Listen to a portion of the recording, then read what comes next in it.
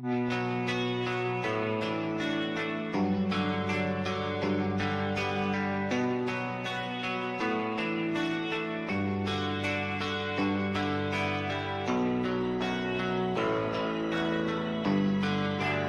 are you feeling? How long have you been here? 3 months, May 17th. And what brought you? That's difficult to answer.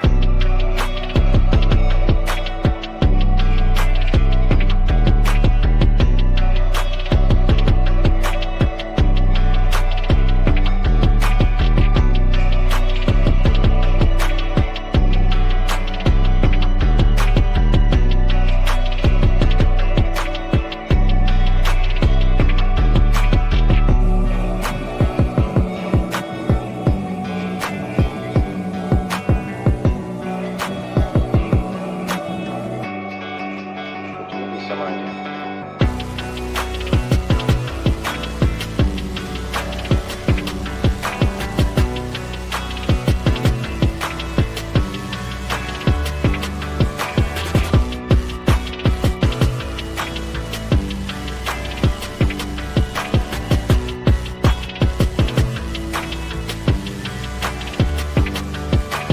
I am not completely like other people. What do you mean by that? People dislike me because I am not completely like them.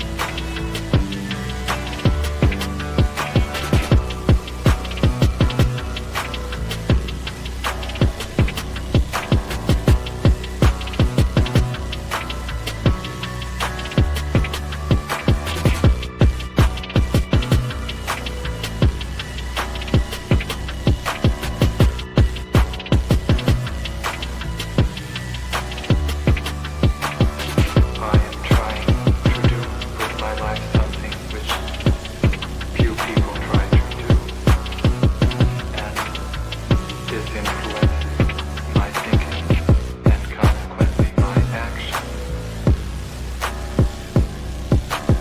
What is it you're trying to do with your life?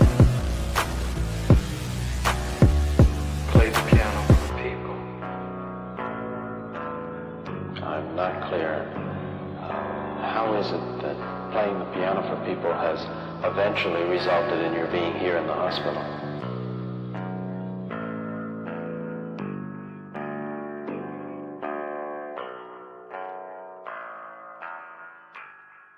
That's difficult to answer.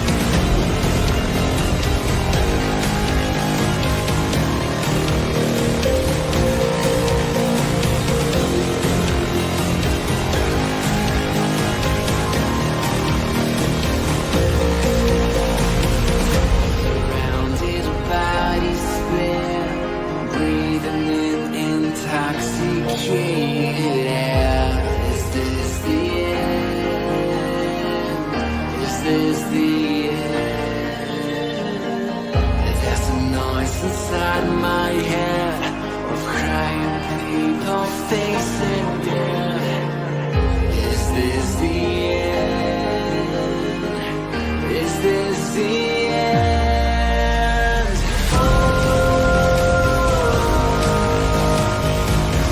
I'm burning in the dystopia.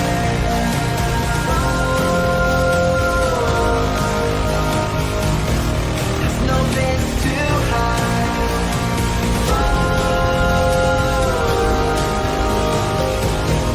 I'm burning in the dystopia.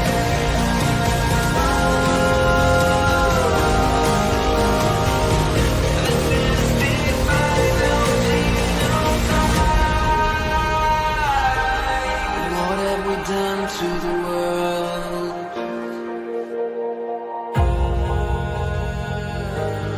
What have we done to the world?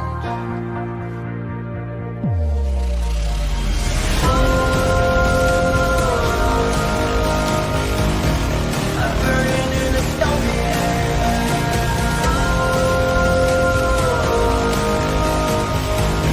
There's no place to hide.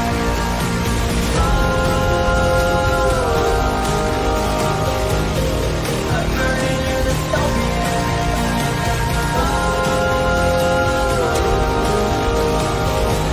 This is the final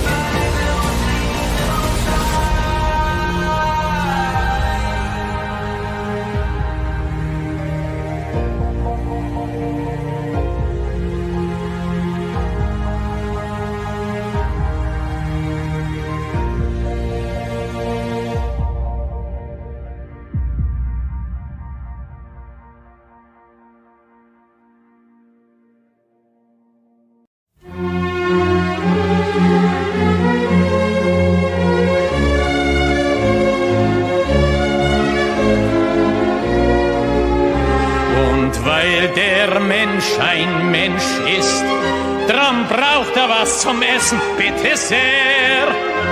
Es macht ihn ein Geschwätz nicht satt, das schafft kein Essen her. Drum links, zwei, drei, drum links, zwei, drei, wo dein Platz genossen ist. Weil ich ein in die Arbeit einheimst und weil du auch ein Arbeiter bist.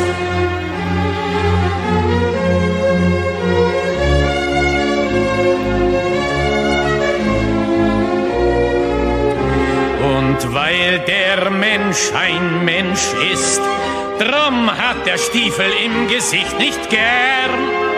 Er will unter sich keinen Sklaven sehen und über sich keinen Herrn.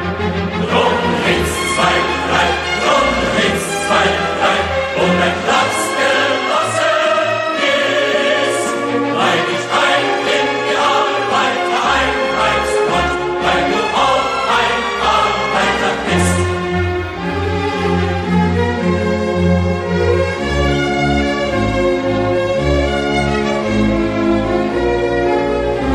Und weil der Prolet ein Prolet ist, drum wird ihn kein anderer befreien.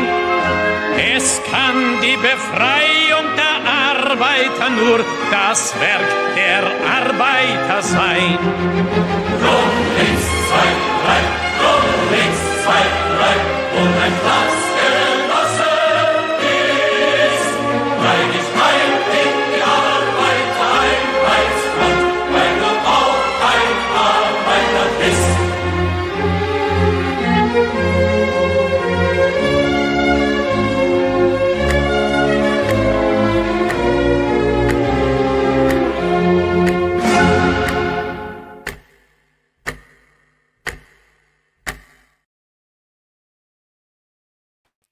Здравствуйте, comrades. Welcome to Socialism Saturday. Socialism Saturday is when we watch the real far left, the furthest of the far left, the most dystopian of the dystopian. If you want to know where every crazy idea in society today comes from, It is the people we watch on Socialism Saturday. If you want to know who's doing critical race theory and anti-racism in schools, which is still happening regardless of what Trump says, it absolutely is still happening. It's the people we watch on Socialism Saturday. If you want to know who's still doing gender ideology in schools, and we know that because we just watched it literally yesterday on the channel at the New College of Florida, the supposed anti-woke school. If you want to know who's pushing gender ideology, queer theory, transing kids, queering things, making things non-binary, abolishing the biological family, disability justice, fat studies, it's the people we watch on Socialism Saturday. If you want to know who's doing environmental justice and climate change activism, it's the people we watch on Socialism Saturday. If you want to know who's promoting sex work and reproductive justice and shouting their abortions, guess what? It's the people we watch on Socialism Saturday. Literally every crazy idea that we have to deal with in the world today can be traced back to one place, and that is the radical revolutionary far left in America that have been pushing these ideas for the better part of the last century, and we watch them and we listen to them and we learn about what they believe, we learn their language, we learn how to decode what they're doing. If you have never watched real socialism, I promise you, you don't understand the far left as well as you think you do, but lucky for you, I will show you the real socialism on Socialism Saturday. You will see things here that are not reported on conservative media that they don't even know exist because they're too busy telling you the Democrats are communists. Guess what, guys? Democrats are not communists. We see communists denounce Democrats and liberals and progressives all the time. Real socialists don't even believe the Democratic Socialists of America are socialists. They think that AOC and Bernie Sanders are traitors to the cause because they're too close to capitalism. And we know all that because we literally hear them say it over and over and over again. And so if anyone says to you, Democrats are communists, no. That person doesn't know what they're talking about, and you should stop listening to them. And you don't have to take my word for it either. Just watch the video. We'll show you the video. It's not about what I think. It's not about what I believe. It's about what we can actually observe on video. And tonight for Socialism Saturday, we are doing a little bit of a throwback. Because, as you guys know, I am working on another new book. This will be my third book of the year, because I am in a book writing mode. I'm in a book writing zone. I believe there are a lot of books that need to be written to have this information out there in the public so people have a resource. And what started as me saying I should probably write an intro book to Socialism Saturday has now morphed into I am writing every communist book ever because no one else wants to do it. So I'll do it. I will tell you the story of the real far left. I will break down their materials. I will show you what's really going on. I will do it in an entertaining way so it doesn't actually torture you to read. No one else wants to do it. I'll do it. Fine. And the current book that I am working on is called Be Gay, Do Crime, The Story of the Mary Nardini Gang. Now, those of you who have watched my content in the past know the Mary Nardini Gang was a group of radical queer militants that are highly, highly, highly influential of where queer activism is today. They formed in Milwaukee around about 2008. They started public. They were actually, the members of it were around before that. They were members of something called Bashback, which was really one of the, first really militant queer activist organizations that were going in and aggressively promoting queer activism. There was a schism that happened in the mid 2000s when you had a schism between LGBT activists, like gay rights activists that just wanted gay marriage and they just wanted gays to be included in the military. They didn't like Don't Ask, Don't Tell and all that. So you had that kind of, we're going to call them the more traditional gay rights activists that literally just wanted to be able to get married and see their partners in the hospital. And then you had on the other side of it, the militant queer radicals that were maniacally against gay marriage, that were against the military. And there was a schism that happened where there started being an kind of like activist war between the traditional gay rights activists, like you're going to see with like the Human Rights Campaign, the people who really wanted gay marriage to become legalized in this country, and the queer radical militants who did not want any of that. They have been against gay marriage from the very beginning. They believe that gay marriage is assimilationist. They are against, they're basically far left revolutionaries that are using queer as a political stance to undermine our entire society. So what I'm doing is I'm going back to that time period where the schism happened, and the Mary Nardini Gang was critical to that schism. And it's important that you guys know this for the show that we're going to have tonight for Socialism Saturday. So I am writing a story about a group of militants that produced a lot of manifestos and communiques and propagandas between 2008 and roughly 2020-ish. Okay, so that's the time period of this. The Mary Nardini gang was created by something called Bashback.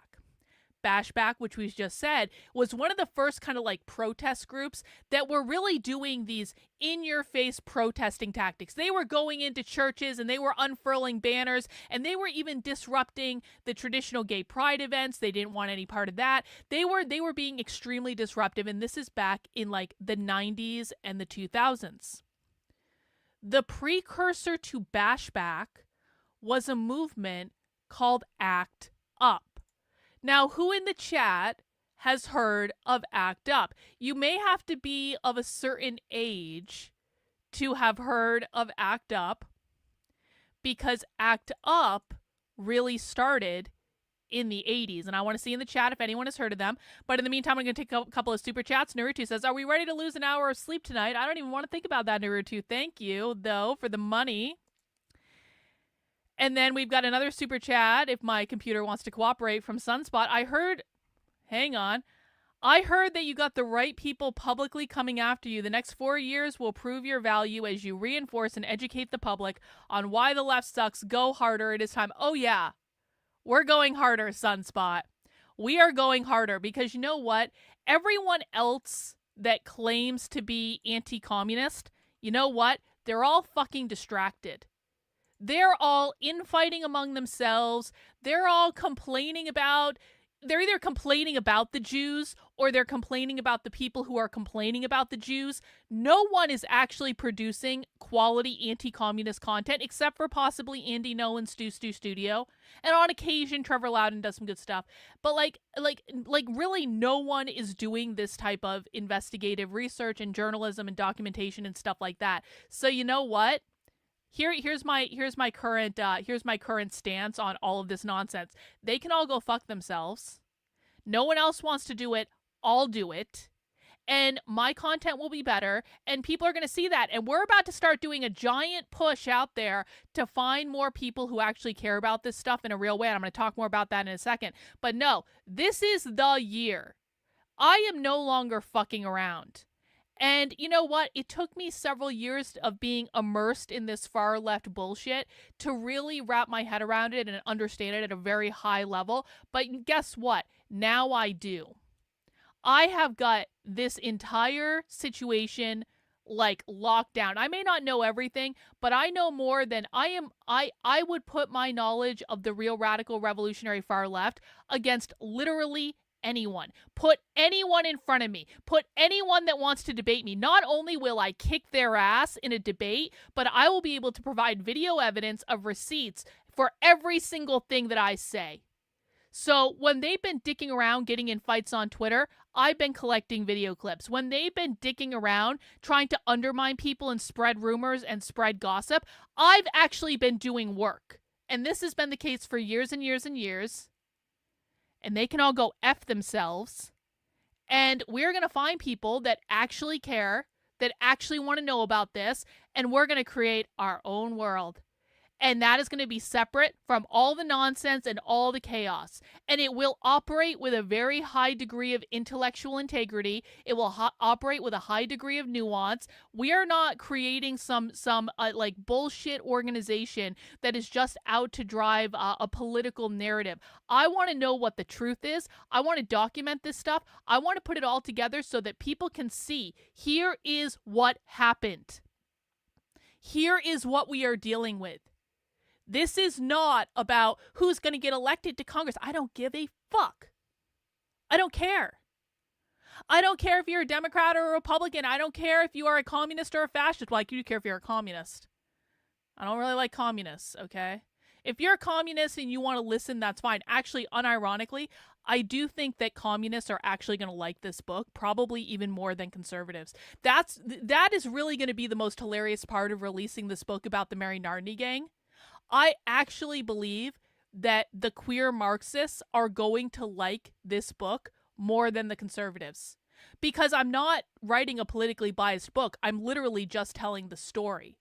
And the story is the story, and you can agree with them or disagree with them, but the story is the story. And so this is the first book that I can find that's ever been written from this perspective on this particular phenomenon. And it's going to be fascinating to see what happens. Anyway, that was a very long-winded rant, but I do appreciate the super chat. We know socialism better than most socialists. Yeah, that's true. That is absolutely, positively true. So, we've talked about the Mary Nardini gang. And if you guys want to read the chapters, you can currently find them on redmenacecollective.substack.com. I am working on the 3rd chapter right now, which is an in-depth analysis of Toward the Queerest Insurrection, which was the first big essay that the Mary Nardini gang put out. That is probably the most influential thing that they've written, and you'll read about why in the book. You can, of course, always read chapters ahead of time on the Red Menace Collective Substack. This is where I release chapters before they are available as a book to the public. If you are a member of my main Substack, which is Carlyn, KARLYN.substack.com, you can also find the first chapter over there just because I decided to cross-release it. The first chapter is completely free to read. I'm actually really proud of the way this book is coming together. I think that if you guys like following the queer Marxist stuff with me, the abolish the family stuff, you will find it fascinating. And I would love your feedback and I would love your thoughts. So you can read the first chapter on my main Substack. You can read the first and second chapter and soon to be 3rd chapter on the Red Menace Collective, which is redmenacecollective.substack.com. So we talked about the Mary Nardini gang. We talked about how the Mary Nardini gang came from something called Bashback, which we will be discussing more about. We've covered them before, but we'll be discussing more of them as the time goes on. Bashback came from something called Act Up. Now, those of you in the chat, when I asked who Act Up was, most of you, it seems, have not heard of Act Up, except Joshua. Yeah, the AIDS activists. The AIDS, Paula's heard of them. Yup. So the most famous image that Act Up has is this poster. And this is currently in the Brooklyn Museum. You can actually find it there. This poster with a simple pink triangle, and it says socialism equals death. And then if you zoom in, you can see there's some really, really, really, really small type at the bottom. It says, why is Reagan silent about AIDS? What is really going on at the Center for Disease Control, the Federal Drug Administration, and the Vatican? Gays and lesbians are not expendable. Use your power. Vote. Boycott. Defend yourselves. Turn anger, fear, and grief into activism. That's what's on the bottom of that poster, and you can find this pretty much anywhere on the internet if you want to fact check me on that. Now, I do think it's a little funny. A guy named Finkelstein was one of the people who created this poster. I'm sure that doesn't mean anything. So this is the imagery that ACT UP is really known for. Now, there's a documentary about ACT UP called United in Anger, A History of ACT UP. United in Anger, A History of ACT UP is an inspiring documentary about the birth and life of the AIDS activist movement from the perspective of the people fighting in the trenches, fighting the epidemic, utilizing oral histories. Socialists love oral histories. And it's actually great that socialists love oral histories, by the way, because they give us a lot of information about themselves in those oral histories. We just need to take the time to actually listen to them, of which socialists have a copious amount of oral histories. Let me tell you what, they have oral history of everything. Utilizing oral histories of members of ACT UP as well as rare archival footage, the film depicts the efforts of ACT UP as it battles corporate greed, social indifference, and government neglect. Well, how lucky for us that this documentary got uploaded to YouTube by some random guy 10 years ago and is still on YouTube today. So because the documentary got uploaded to YouTube, I'm taking that as license that I'm allowed to watch the documentary on this guy's channel. And so we are going to watch the documentary, and we're going to go back to the beginning. And this is something I kind of like tangentially know about. I don't know a lot about it. So we're really going to be learning this content together. And I think it's going to be interesting to see kind of like the initial stages of what this was and leading up to what we know queer activism as today. So that's what we're going to be doing tonight, guys. I'm pretty excited about it. Now, as a reminder, actually, let me do this. If you guys appreciate the Red Menace Collective stuff that I've been posting, I have started a Discord server. I've talked about this a couple times. You can see it right here. It is the Red Menace Collective Discord server. In the Red Menace Collective Discord server, I am trying to create a central hub for tracking all of the socialists that we like to follow. I am also creating a central repository where we can upload all of the zines that we find and all of the anarchist writings that we find in one place. So you'll see here, and we also have clips of me that Reagan has been building out, and I really do appreciate it. You'll see here we have a whole section where we have the Blue Sky accounts of our favorite socialists beaming into this Discord in real time. So every time Emmy O'Brien posts something on Blue Sky, we get a notification. I think people spray painting swastikas on Cybertrucks are underestimating how Nazis may in fact want more swastikas in the world. So Emmy O'Brien is complaining about that today. And we know that because we've got Emmy O'Brien's Blue Sky account beaming right into our Discord, and ain't nothing they them can do about it. We got a whole bunch of others. We're adding more. We've got socialist YouTube channel updates. We've got socialist website updates, so we know when they post new things to their websites. We have a zine archive going back to the 60s. Once it gets into the 80s and the 90s, we've got it delineated explicitly by year, so we can go back, we can find their zines, we can know. We have all the PDFs loaded in there, and we're adding more and more PDFs all the time because zines are a very big part of socialist propaganda. So we're creating, I think, the biggest zine repository for far left propaganda on the internet in this Discord, which I think is pretty cool. We've got it sorted by year. We've got anarchist literature. Sometimes I make categories just for entire zine publications. So like we've got all like the fat zines in there. We've got the crime think stuff in there. We've got a whole bunch of other zines that they just had like more than one online. So we've got all sorts of great stuff in there. People can go in and find all the different things they're looking for. We're starting to add more anarchist literature. Again, this is all delineated by year. We've got all sorts of stuff going on in this Discord. Now, I want to start using the Red Menace Collective Discord to bring more people into it and to start to create a community of people where we are all talking about this material from a very rational, nuanced perspective, and we're all actually interested in researching this and investigating this. And I got to tell you guys, I got to do a big shout out to Reagan, because Reagan has been finding the craziest shit in these zines. Reagan has found zines that we're making sure we're getting in here that I haven't seen anywhere else, and I've seen a lot of stuff. And what's so funny about it is, so I'm currently working on chapter 3 of the Mary Nardini book, which is all about Towards a Queerist Insurrection. Reagan literally, as I was writing chapter 2, Reagan found a zine that had photos of all the events I was writing about in chapter 2. So I'm currently working on chapter 3, but I was starting to plan out chapter 4. Chapter 4 is going to have is basically going to be an analysis of an essay that the Mary Nardini gang wrote about criminal intimacy. It's about queering sex and all that. Earlier today, Reagan sent me this zine, and we're going to be archiving all this stuff and making it publicly available, not just on that Discord, but something else that I have planned. Reagan just sent me this zine. Look at this. We have now the original zine, a Milwaukee anarchist periodical. Oh, isn't that funny? Look at this. They've got a whole bunch of stuff. Criminal intimacy. A gang of criminal queers.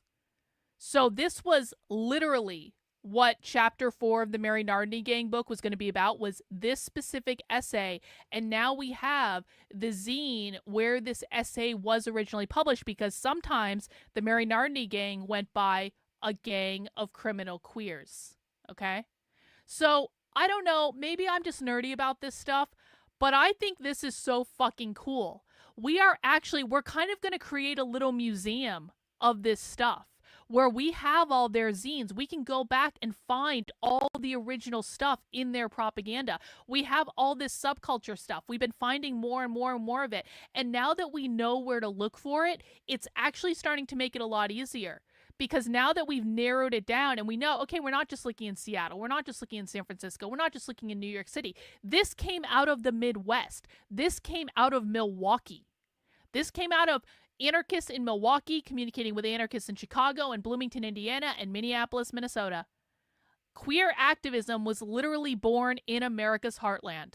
How crazy is that? It was born in America's heartland under Reagan and then cultivated further under George W. Bush. Shocking that a Republican president did nothing to stop this because they had no idea what was going on. So we're getting all this stuff together, and I think we're going to create something really, really cool and really, really valuable. And I think it's about to become highly relevant. Yo, I've got a ton of stuff from Toronto. You're right about that. Bruce LaBruce and all that, I think that came out of that kind of area. Bruce LaBruce was the founder of the queercore movement in the 80s, which was another hugely influential movement on queer activism. Anyway, my broader point is this. No one else is talking about this shit. No one else has this stuff. We do.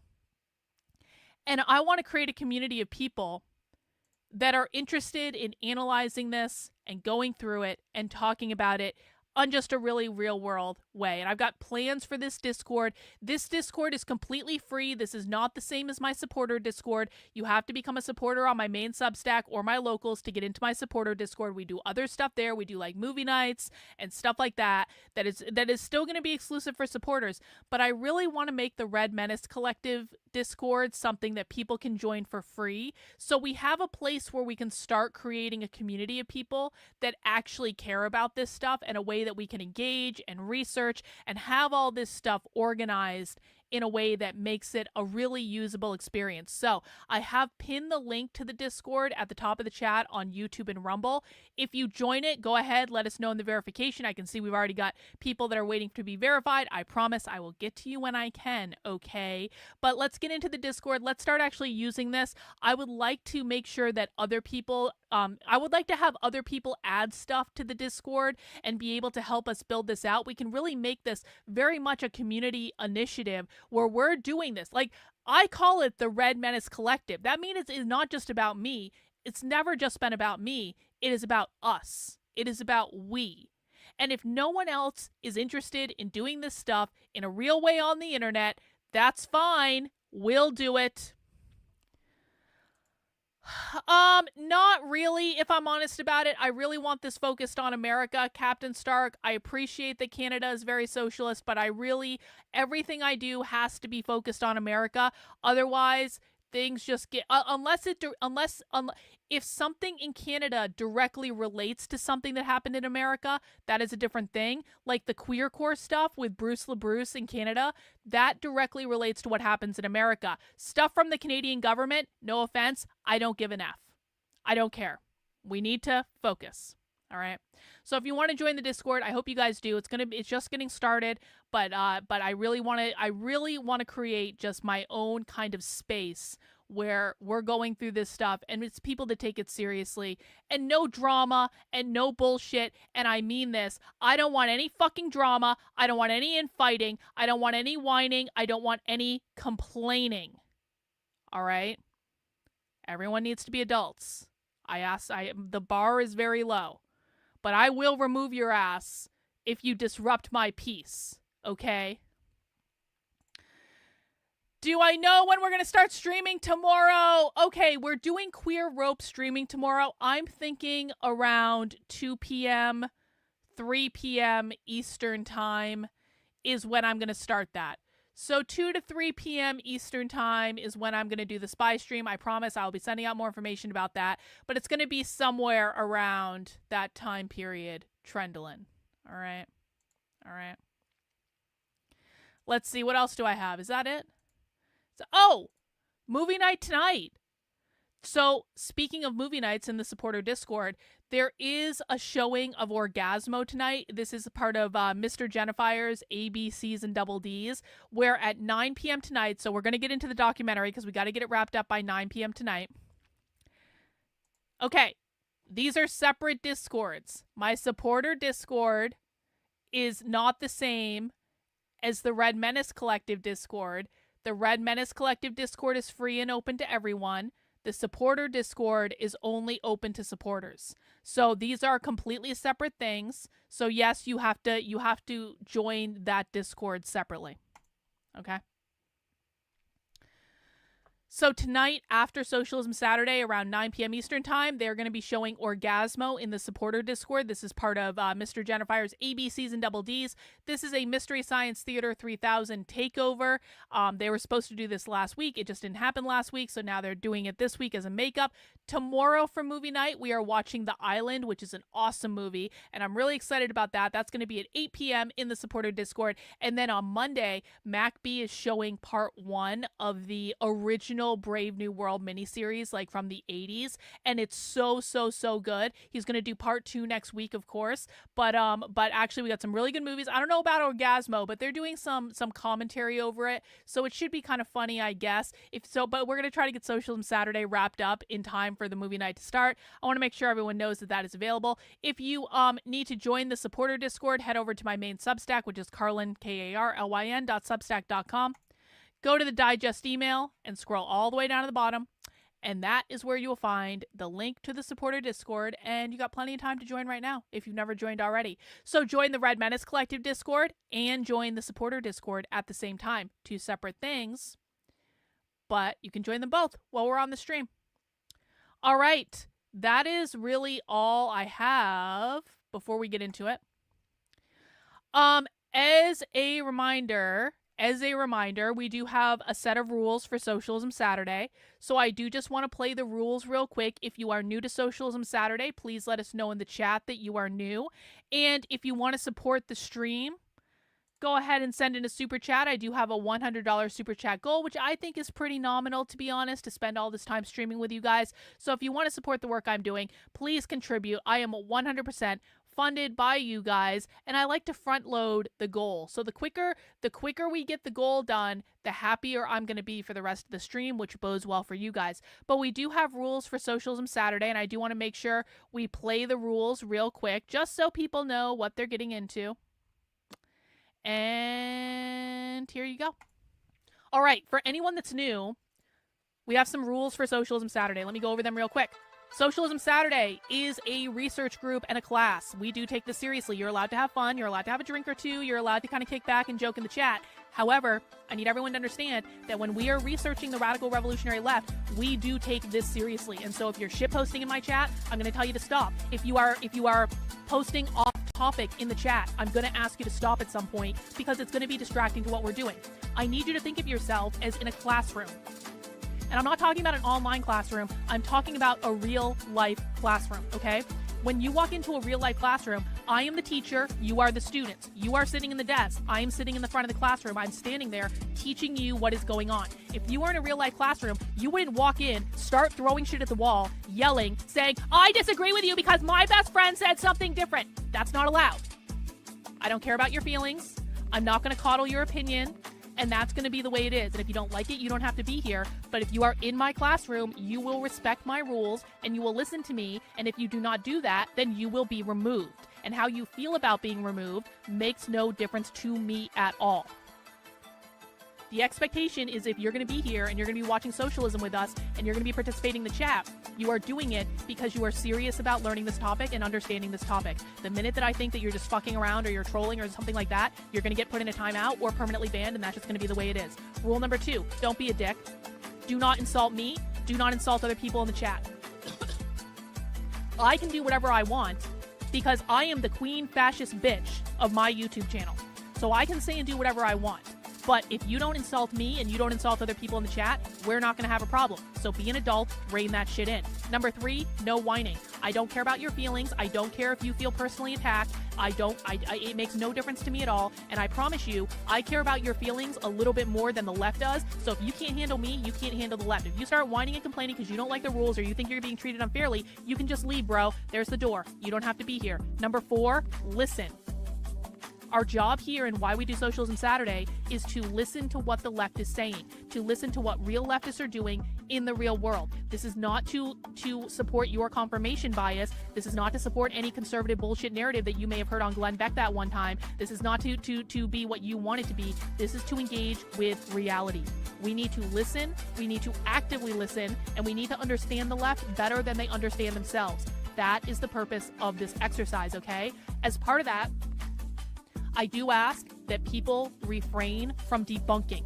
You do not have a single debunk in your arsenal about the left is stupid because of reasons X, Y, B, and Z, or the left is hypocrites for reasons X, Y, B, and Z. You don't have a single debunk that we haven't heard before, okay? And every time you put energy into debunking, that is energy that you're not putting into listening. So if I see you debunking, I'm going to tell you to stop, because you need to put that energy into listening instead. Lastly, break the rules of my chat or disrespect me in any way, and I'll just kick you out, and that's the way it is.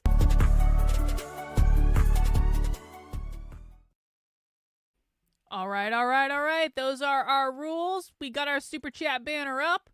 Please feel free to donate to the cause as we make our way through this. Guys, we are out watching a documentary about ACT UP, which was about AIDS activism in the 80s, but this was really the precursor for a lot of the more militant queer activism. So we're going back. We're doing a little bit of a throwback. We are watching a good old-fashioned documentary tonight. Nice little watch party. As we make our way through this documentary, if you make any observations about the documentary, please go ahead and chat them in. I can see chats on Twitter and Rumble and YouTube, and let us know what you think, and maybe let's just have a discussion, all right? Let's see how much cool stuff that we can identify that was happening in the 80s that might still be very relevant to what's going on today. All right, everyone, mount the like button if you have not already. Please make sure you are subscribed on whatever platform you are watching on, and let's get this party started.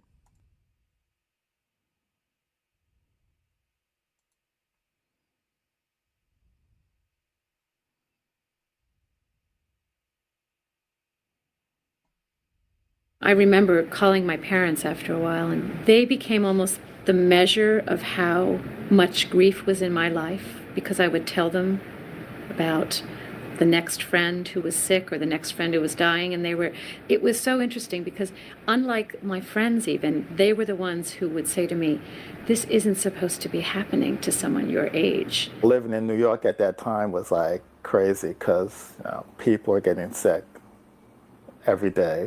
3, 4, 5, 6 people that you hear about being sick. Here I was trying to deal with having the virus, trying to figure out how to keep myself healthy, and then all of a sudden all of my friends who were my support started getting sick and then started to die. There was no information. I think it was shrouded. The information was shrouded. I think on a powerful level, in terms of the powers that be, it was happening to a convenient population or convenient populations. It was gay people who were just getting what they deserved. It was, junkies. How deeply are Americans worried about AIDS? A Los Angeles Times poll found that 50% of Americans favor quarantine for AIDS victims. 48% said they should be issued special identification. 15% said AIDS victims should be tattooed. We were very scared of that the Reagan administration was going to put people with AIDS in internment camps. And I think that we came close to that in this country. I immediately figured out that this was the Vietnam War all over again. And so my first question in this, we always have to keep in mind, this is a documentary told from a biased perspective, okay? And it sucks to know that too, because it's like I used to love watching documentaries, and now I know that documentaries are basically propaganda. And I can't watch documentaries anymore because they're all propaganda. But we have to keep in mind, this is from a biased perspective. So it's like, was that actually happening? Did Americans actually want gay people to be quarantined in tattoos? Or I'm sorry, people with AIDS? Did they actually want people with AIDS to be tattooed? Or is that a convenient piece of propaganda that was slid in there to remind people of the Holocaust? You have to be present in mind. They're going to try to pull on your emotional heartstrings, and we always need to ask, is that actually true? But it's also telling that, look, we've got our Holocaust propaganda already. The documentary is not even 2 minutes long. We've already got our Holocaust propaganda. It was about people in power not caring about the lives of people who didn't have power and being willing to accept a system of attrition where people would die. I read in The Native that Larry Kramer was going to replace Nora Ephron, who was scheduled to speak at the center, but had canceled, and Larry was the replacement. Kramer delivered a fiery speech, and that was the guy who created the poster. That's the guy who created the silence equals death poster. Avram Finkelstein. Larry was the replacement. Kramer delivered a fiery speech, and I remember he asked like half of the audience to stand up, and he said, "You're all going to be dead in 6 months. Now what are we going to do about it?" Larry gave the spark with his speech, absolutely. No question like that, but the fuel that was ready to explode was already there.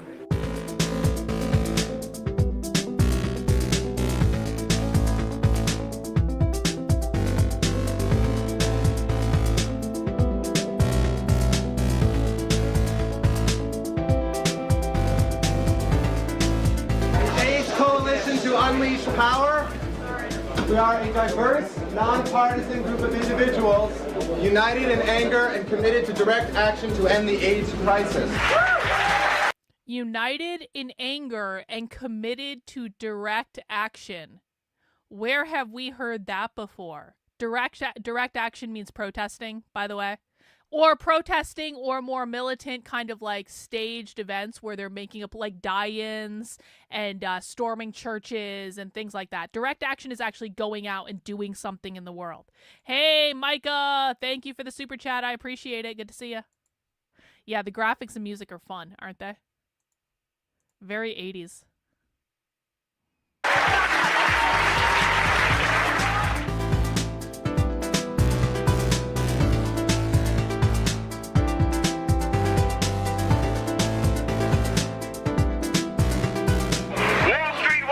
Don't you know the profit motive has got to go? Wall Street, don't you know the profit motive has got to go? More AIDS drugs is what we need. What we have is profit and greed.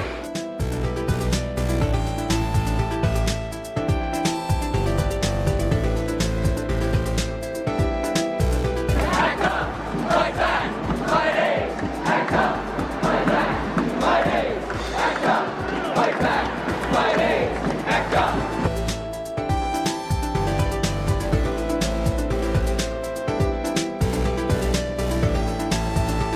My name is Mark Plakopoulos, and I'm working with ACT UP. We're here to protest the mismanagement of the government-designated AIDS treatment evaluation units.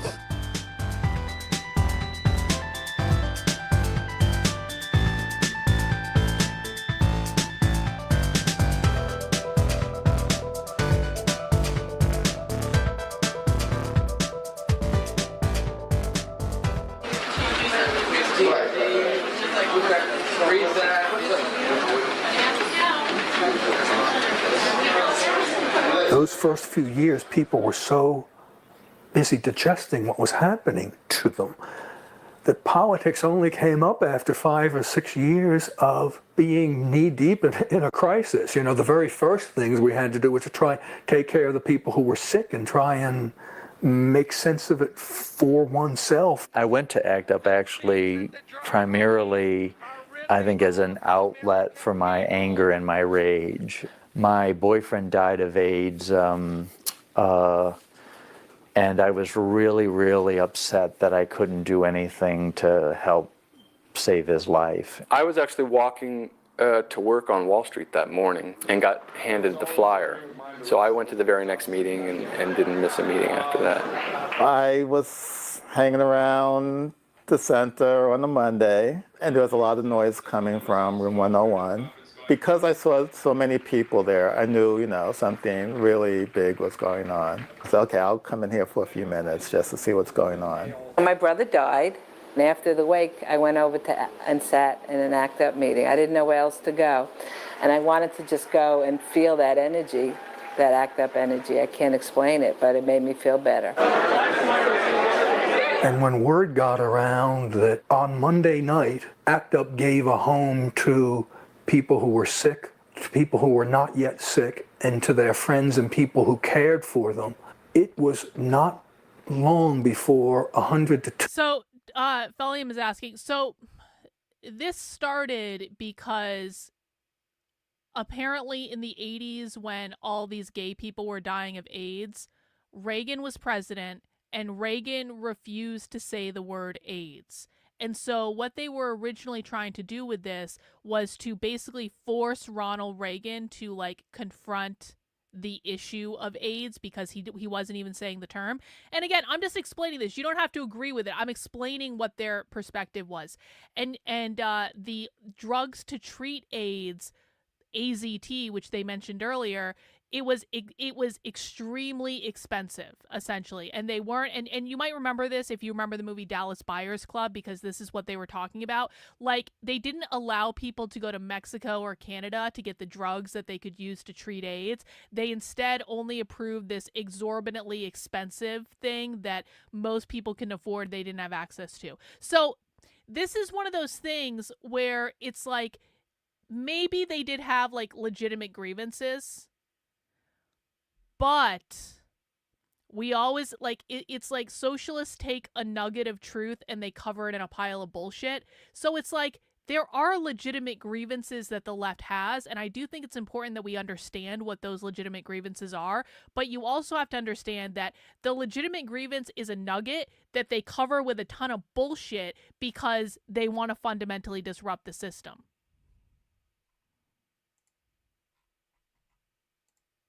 "200 people were meeting in that room every Monday night. Pretty soon it would be 400 and even more. What the police will try to do is if there are people who are committed to non-cooperating, and I've done this, I've not given my name, I've not walked, I've not been fingerprinted, etc., and the police will try to use you as a weapon against the other people who have been arrested."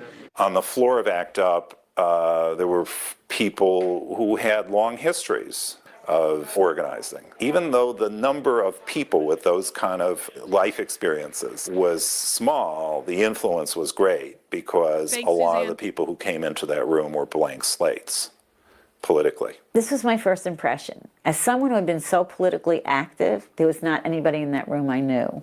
The other thing that struck me was that it was really great. I liked the idea that people got up and they said what they thought, and that people got up and they had an idea, and it seemed like if you had an idea, you could do it. The plan, in case anyone doesn't know, is we're going to take over the Capitol by occupying it with our bodies. The feeling of ACT UP in its heyday, when the room is packed and you can hardly get into the ground floor of the gay community center, and there's business happening all over the place. There's all kinds of cruising going on the sides and eye-catching, and there was like an energy in the group that was amazing, and all that came together. You go into the room, it's a kind of crappy room with linoleum floor, green and black if I remember correctly, with white iron poles all through the room. The access of the room, instead of being stacked the long way, was used in the wide way, so there's a kind of wide open, maybe 10 seats deep, facing the front of the room. It was like a religious experience, in a sense that it was so overwhelming, coming from not having people to talk to about, to a bunch of fire-up people really fighting for their life, literally. And I just went right in. I mean, I got the feeling then, which is a rare feeling, that people felt that lives depended on them. So isn't that interesting? So let's just think about this for a second. And okay, in the 80s when AIDS was first a thing, I can buy into the idea that they literally thought that they were fighting for their lives. Now, of course, were they going out and having all sorts of unprotected, indiscriminate sex in bathhouses and being and sex parties and all this stuff? Yeah, okay, like, you don't, Well, I guess people were contracting AIDS from blood transfusions and stuff like that in the 80s, which was not the fault of theirs. It's the fault of people who were being irresponsible. But, okay, so they literally were in fear for their lives. But let's think about how that's translated to now. If you don't trans your kids, they are literally going to commit suicide. If you have to acknowledge our presence or we are literally being erased. You can kind of see how we're fighting for our lives. We're doing all this protesting for our lives. We are literally going to die. Yeah, in like not an insignificant way, Anthony Fauci, who is involved in all that AZT stuff, it's not out of the realm of like argument that he could have actually created queer activism in this country. Isn't that funny? Isn't that funny? But you can see how the message is, we are literally dying. Trans people are literally dying. Black trans people are literally dying. It all started with this. It was not a sort of an interesting political point. It was real. And that came through in that room. It came through in that room. I mean, people were driven to do something.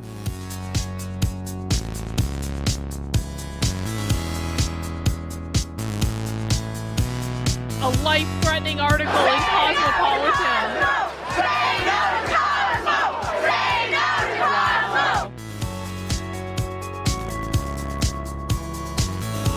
Protesting Wall Street.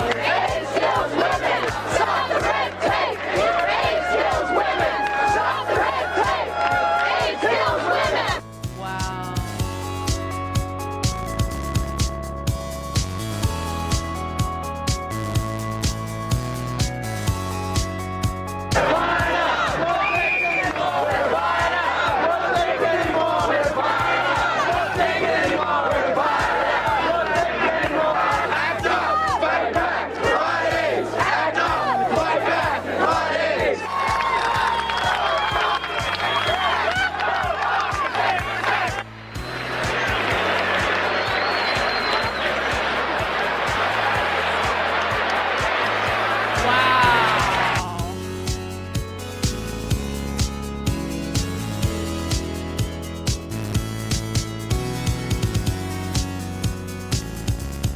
Living with AIDS is like living through a war, which is happening only for those people who happen to be in the trenches. Every time a shell explodes, you look around and you discover that you've lost more of your friends. But nobody else notices. It isn't happening to them.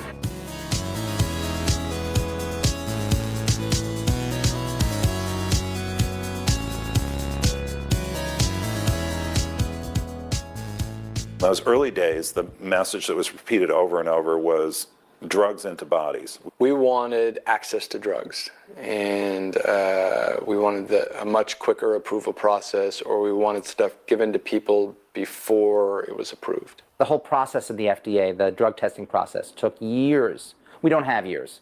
This disease was taking people in months. FDA, don't delay! 52 will die today! Release the drugs! Release the drugs! Release the drugs! Release the drugs! Silence equals death! Silence equals death! Silence equals death! Silence equals death! Silence equals death! Get to work! Get to work! Yeah. Get to work! Isn't it funny? Get to work! Get to work! Get to work! Get to work! Get to work! My name is Vito Russo. I'm a writer from New York City, and I have AIDS, and I'm here today because I don't want to die. I know that there are 80 drugs that haven't been tested yet by the FDA. I want to know why 5 to 10 years in this country to test drugs that you can test in Europe in a third of the time.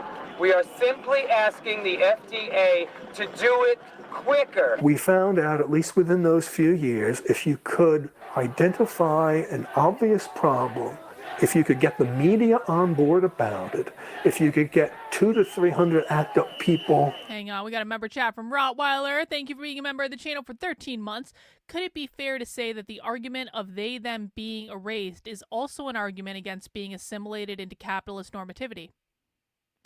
Yeah, I actually think that that's a really, I hadn't thought about that, Rottweiler, but I think that's, I'm going to screenshot that. I think that's a really good observant point.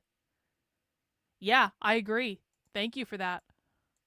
Sitting in at a very particular target and making it very, very uncomfortable for the powers that were, you could affect very, very quick change.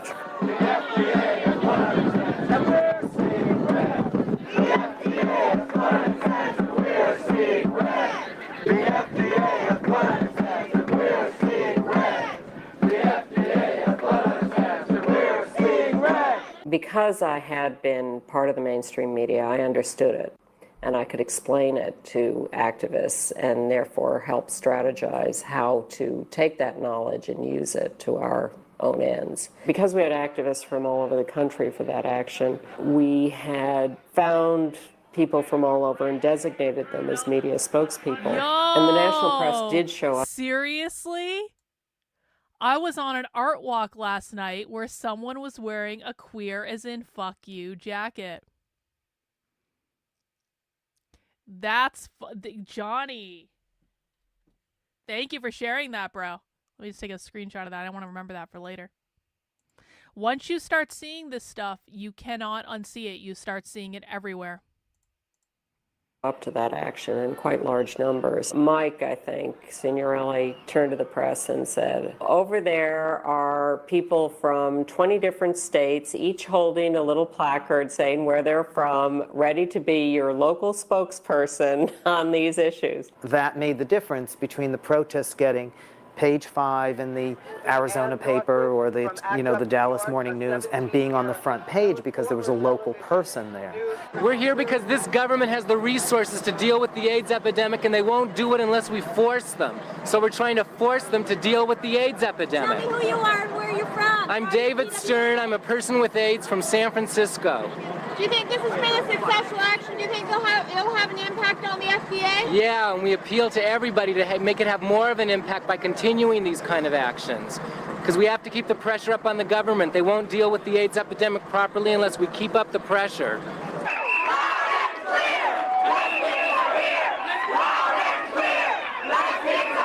One thing we found historically in the gay movement and also in particular in the fight against AIDS is when we're activists, when we really act up, we have a big impact and we get what we're demanding, and when we're silent, we don't. And I think this action and other actions like this will have a big impact in terms of releasing those drugs that people with AIDS need for their survival. If you look up, you will see that there are hundreds of FDA employees at the windows watching what's going on. They are not doing business as usual. Commissioner Frank Young is in Geneva. He's skipped town rather than deal with this. The police are trying to arrest people and take them off to jail. We are interfering with that by blocking the buses from leaving. We will not let business as usual continue. We will interfere with it everywhere and anywhere we can. The media was listening to us, and we were sculpting media events and also then shaping our own messages from these events. Seize Control of the FDA was a tape that Greg and I made that was around the FDA action. The action was organized by a nationwide network of AIDS activists calling themselves Act Now, the AIDS Coalition to Network, Organize, and Win. The experimental research that they regulate is about to become the healthcare system, and healthcare, as AIDS activists know, is a right. We are the experts when we go there. I mean, we don't give them the power and say, you are the only authorities. We are now the experts also, and we can talk to them as equals. For me, it was a life and death matter. I don't tolerate AZT, and that's the only drug that the FDA has approved for my condition. So it depends on them whether I'm going to be living in 5 years. I'll never be silent again. I'll never be silent again. As I explained earlier, and we need to listen because I do not like repeating myself, these protests were because Ronald Reagan refused to say the word AIDS. That is what started this. All right, fair enough. You just got here. I'm just saying. The reason we are watching this for people who just got here is because this was the precursor to today's militant queer activism. This is kind of where it all started. So to be quite frank, the specific reason for them protesting doesn't actually matter because what we're looking for are the parallels between what happened in the 80s and what's going on today. Grandma Nay, you're in the ER and you're chatting? Take care of yourself. Come on. Rottweiler, following from a previous chat, I thought about that after having a discussion with a queer activist who told me I'm contributing to trans being erased by being a non-queer activist bisexual man. Isn't that funny? Thanks, Rottweiler. I'll never be silent again. Act up. We'll never be silent again. Act up. We'll never be silent again. Act up. We'll never be silent again. Act up.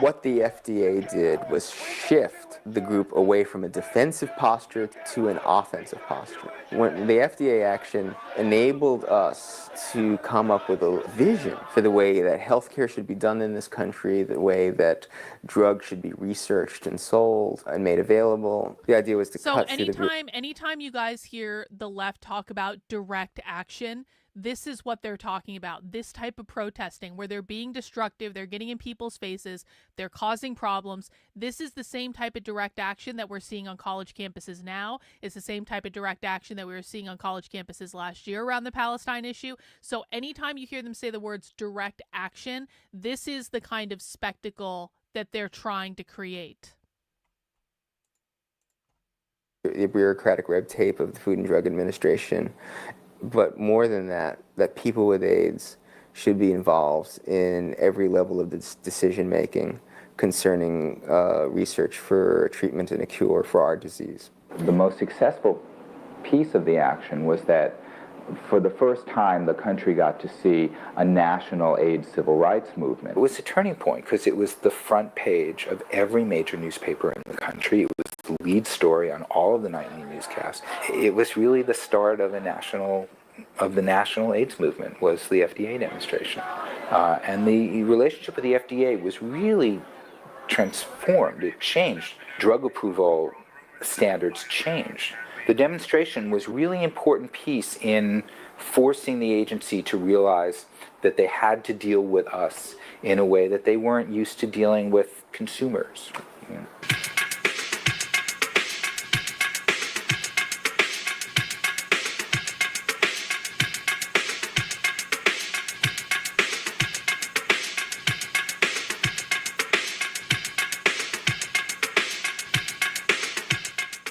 ACT UP was one of the initial places where people actually decided to take the tools of communication in their own hands and begin to document their own history. We decided that we were going to control the images, that we were not going to just be represented by mainstream media and that kind of, very specific language that was used around people with AIDS who were always victims, who were not empowered. We formed this collective, the Testing Limits Collective, which was formed to document early activism. Release those drugs! Release those drugs! Release those drugs! Release those drugs! Look at the beret! We organized it like a Soviet-style collective. It was consensus-driven. We just had this idea. Did you hear that? It was a Soviet-style collective that was consensus-driven. I'm sorry. What? I was so distracted by the communist beret. Listen. Release those drugs! Release those drugs! Release those drugs! We organized it like a Soviet-style collective. It was consensus-driven. It was a Soviet-style collective that was consensus-driven. What does that mean? What? Why is he specifically saying a Soviet-style collective that was consensus-driven? It's almost like they're communists, and they always were communists. And if you listen to what they were saying, they were telling you they were communists. Yeah, like a kibbutz. Like a kibbutz. We just had this idea that we could go out and be these revolutionary filmmakers of the people and just document the everyday. We wanted it to be. They wanted to be revolutionary filmmakers of the people. Bobby, I've been covering queer science for about 3 years, so all this means is that Tim is 3 years behind me, per usual, and I don't really care, and they have no idea what they're talking about, and if they ever want to know real queer stuff, they can call me. There are a whole bunch of people that work there that follow me. They know how to get in touch. So, no, we're just going to keep moving forward. I don't care what Tim has to say. Yeah, I know what the science march is, and it's not actually all that interesting. I don't care. I don't care. I don't care. I don't care. Used as an activist tool to get people thinking and get people out there and get people angry.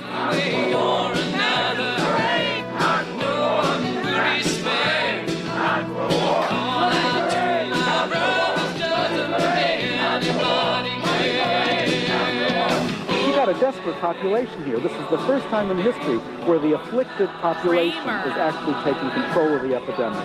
We're tired of the ineffectiveness of the government. We want the government now to listen to us.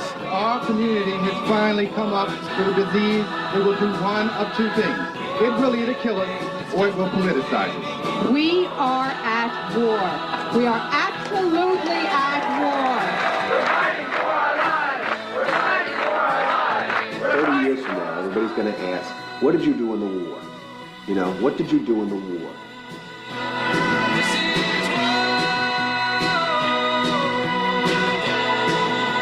We didn't want to have the voiceover telling you this is what is happening, this is the truth, this is the story. We wanted to say, there it is, you tell us what it means to you. As long as I can physically function and physically fight, that's what I'm going to do.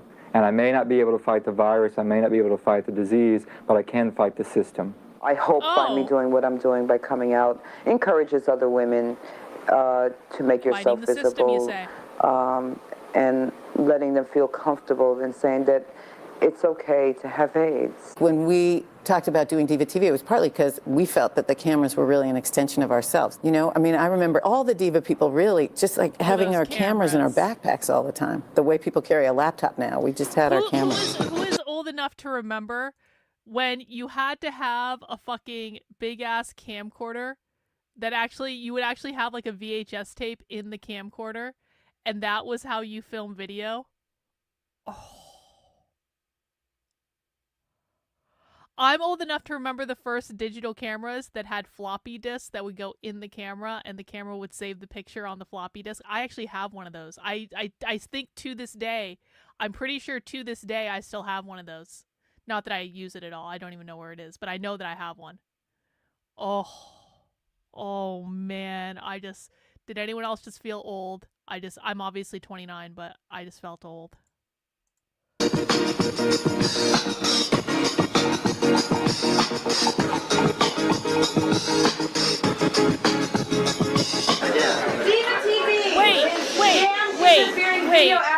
Wait, what did that say?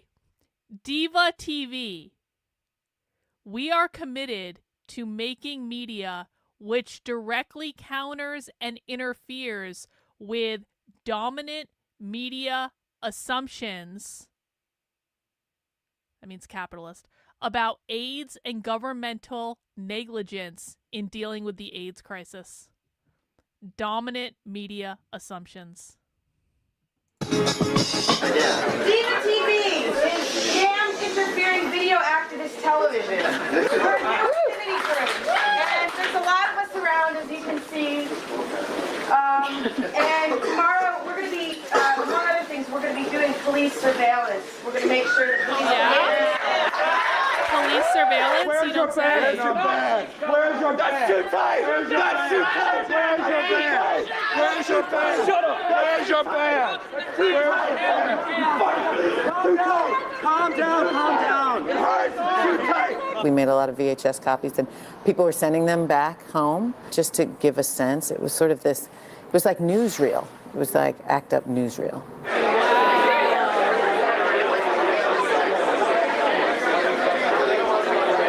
So these people were going to these protests and filming what happened on these giant ass camcorders and then making VHS copies and sending them around to different groups all over.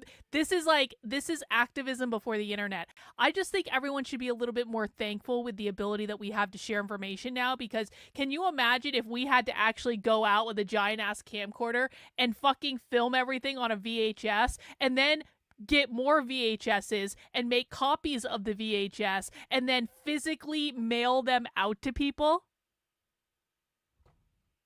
This is how motivated they were.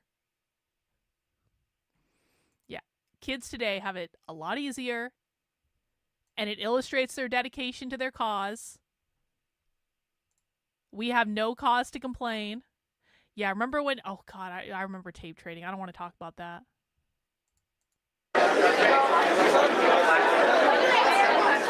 If there are any on-duty, off-duty... I'm like, if I ask someone to send a tweet, they ask like they act like I've asked them to commit like a Herculean imposter. If I say, hey, can you retweet this? People are like, I don't know, I don't know if I can retweet it. And I'm like, these people were fucking mailing out VHS tapes.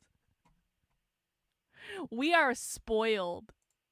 Closeted, undercover police officers or federal agents in this room, you're required by certain laws that we know about to identify yourself at this time. Don't do it! They never do! They never do it! Why? You're such a friendly group of people. I don't understand. ACT UP was not one monolithic institution. It was a group of people who met every Monday night, and many of them were parts of smaller groups or cells or affinity groups within the larger group. And those affinity groups, to some extent, had, if not a separate life, a life outside the group. So it was much more molecular in structure. We're the Awning Leafers. We're from ACT UP New York. Hi, we're Wave 3 of ACT UP New York. Hi, I'm James Shapiro, and I'm representing AIDA, Anger into Direct Action. Everything about ACT UP was so brilliant. Hey, Stevie, do you want to know why you guys always lose? Because as soon as someone does one singular thing that you like, you're like, oh my God, that person's based. They were trolling the feds, based. And then you overlook that they are a far-left radical revolutionary socialist who literally wants to kill you. But you go along with it because they did one singular base thing, and then you are like, guys, we should work together. We should work together with the socialists. They were so based. This is why you guys lose. Organizationally, and it was brilliant because it was organic and it came out of necessity. And the affinity groups were pure necessity, because ACT UP always wanted the freshness of irreverence, and irreverence can't come from consensus. And you still haven't learned that this doesn't that fucking elections don't matter. Another reason why you're always going to lose. You still haven't learned that elections is not how these people win at all in any way. So I don't know. Bro, you've been watching my content for a long time. I honestly don't know why you're even here, because you don't learn anything from my content. You would impress me a lot more if you came and learned. Not if you came and said the same old talking points year after year after year after year. Because this shit's exhausting.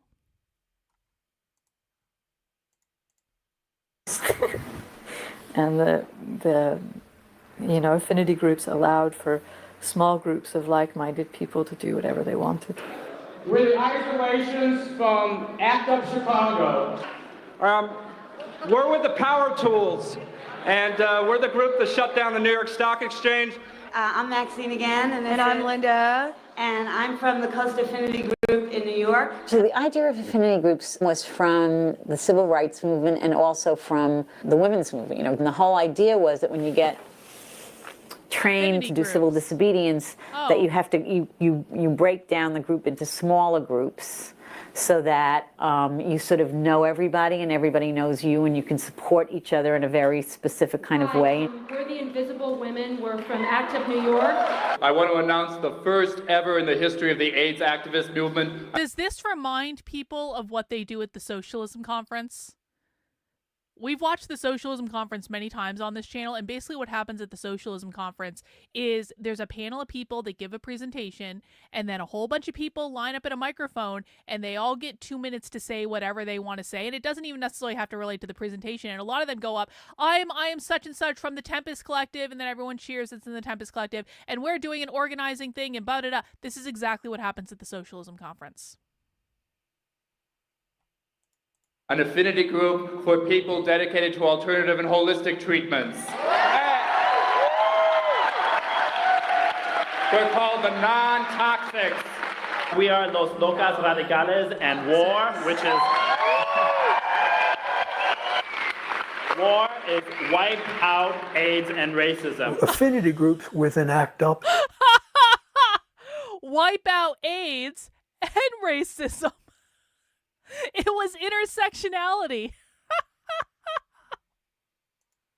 If they worked, when they worked, for their lifetime, could be almost like these close-knit communities. But if an affinity group did something that put your bodies on the line, risked arrest, and sometimes actually did arrest, I'll speak at least for myself, my fear level was always very high, and I don't know if I could have done it without a group of people within which I felt close to. I'd seen in similar situations, lots, trusted, liked, and several of them loved. Some of them are people I was as close to as any people I've been to in my life.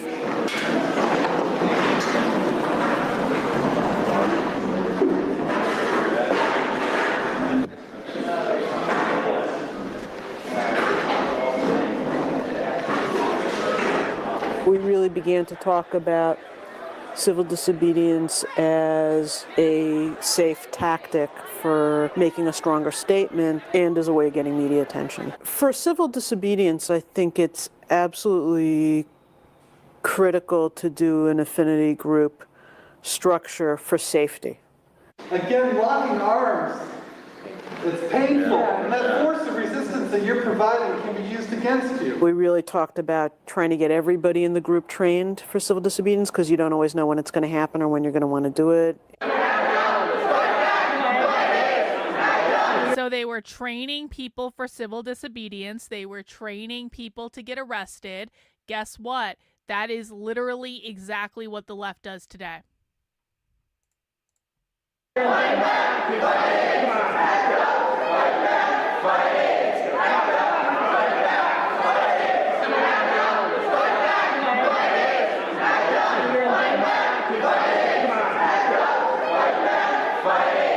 K-Rock, of all places, the rock and roll station, has been plugging this demo all day long. The DJ called up and said, can you just do like 2 minutes of hyping the demo at 2 o'clock? And remember, you're speaking to teenagers. Then he dedicated all of these Radical 60s songs to us. All day long, he kept talking about this demo and how you had to be here. Every New Yorker had to be there because he would say, New York, this is your problem.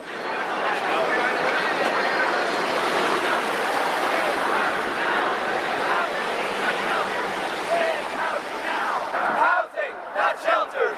AIDS housing now. Housing, not shelters. AIDS housing now. Housing, not shelters. AIDS housing now. Housing, not shelters. AIDS housing now. Housing, not shelters. AIDS housing now. People with AIDS live in the streets in New York City, and that's the policy of this administration. It's not a mistake. It's the way Koch has it set up, and we're here to say if they're going to live in the streets, we're going to block the streets too. To protest Ed Koch's lack of spending on health care and AIDS in general. I had a friend who was just in Bellevue, Health and Hospitals Corporation, which Koch is directly responsible for. They don't have pillowcases. The hallways are dirty. I had another friend who just went in an emergency room. 24 hours. Not only him as a person with AIDS was waiting for a bed upstairs, but everyone, old people, regardless. There's no rooms upstairs.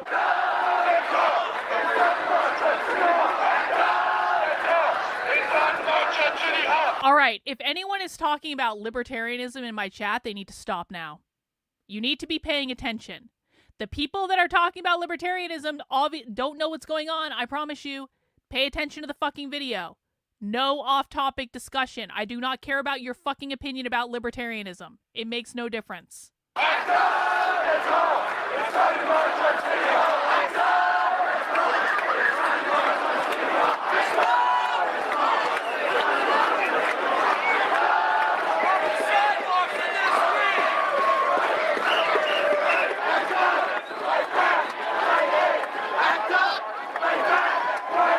There's a lot of good news for a lot of people. People live longer. We can provide some people better care. In the beginning, no one got anything. The tragedy of it all is the epidemic continues to increase. Our resources do not increase, so people are dying. The really sad part about that is the people who die sooner and die with the least services are basically poor people in New York, and there's no one to fight for them, certainly not in City Hall. Pretty scared, but being HIV positive, I don't have much choice in that. I just love all these people, and I think that what we're doing is really right. And I mean, listen to this and look at all the people. It's just really wonderful, and it's worth putting myself on the line for. There is no accurate diagnosis. There are incentives in the city hospitals not to diagnose people with AIDS, and therefore people don't get treated. We are angry at the way this city has handled this crisis, and we demand that Ed Koch exert leadership and declare a state of emergency. City Hall was the first time we decided to make the wave system. Can we just talk about that hair for a second?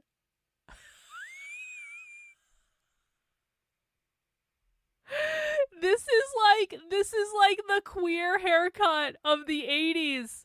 This is the 80s version of today's queer haircut where they have the tiny little bangs. Everyone has a mullet. Have you guys noticed this? Every fucking activist has a mullet.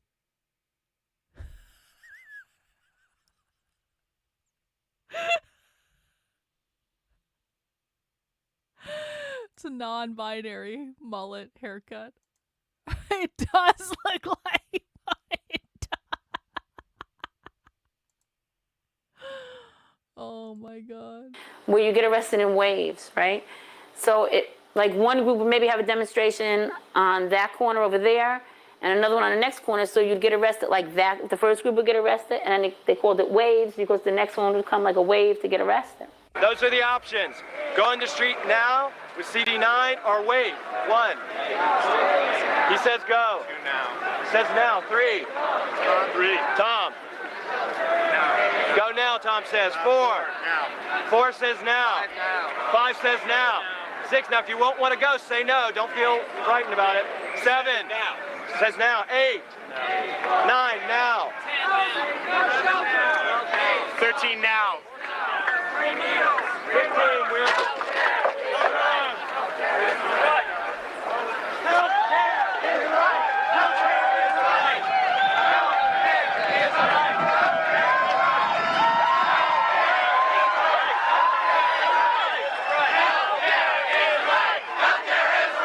Healthcare is a right. Wow. Healthcare is a right. Where have I heard that before? Healthcare is a right now?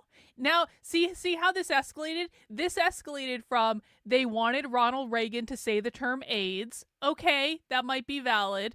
To what was it next? To we want the FDA to change the drug approval process. Okay, that's actually a legitimate complaint. The FDA kind of sucks. I don't know why it takes 11 years to approve a drug. Probably they could do that better. Okay, fine. People are dying within a couple months. They want to try experimental drugs when they're basically been given a death sentence anyway. I can actually get behind that. If someone has a fatal disease that if there's no intervention, they're going to die in a couple months. If those people want to try experimental drugs, I'm actually on board with that. Those people should be allowed to do that as long as they go in knowing what they're doing, right? And so we've started off with 2 very kind of like reasonable demands, like Ronald Reagan should be saying the term AIDS, and then the FDA should give us access to the drugs and not make them crazy expensive. Okay. And now we've escalated. We've escalated to healthcare is literally a human right, and you should be paying for our housing, and we are monitoring the police.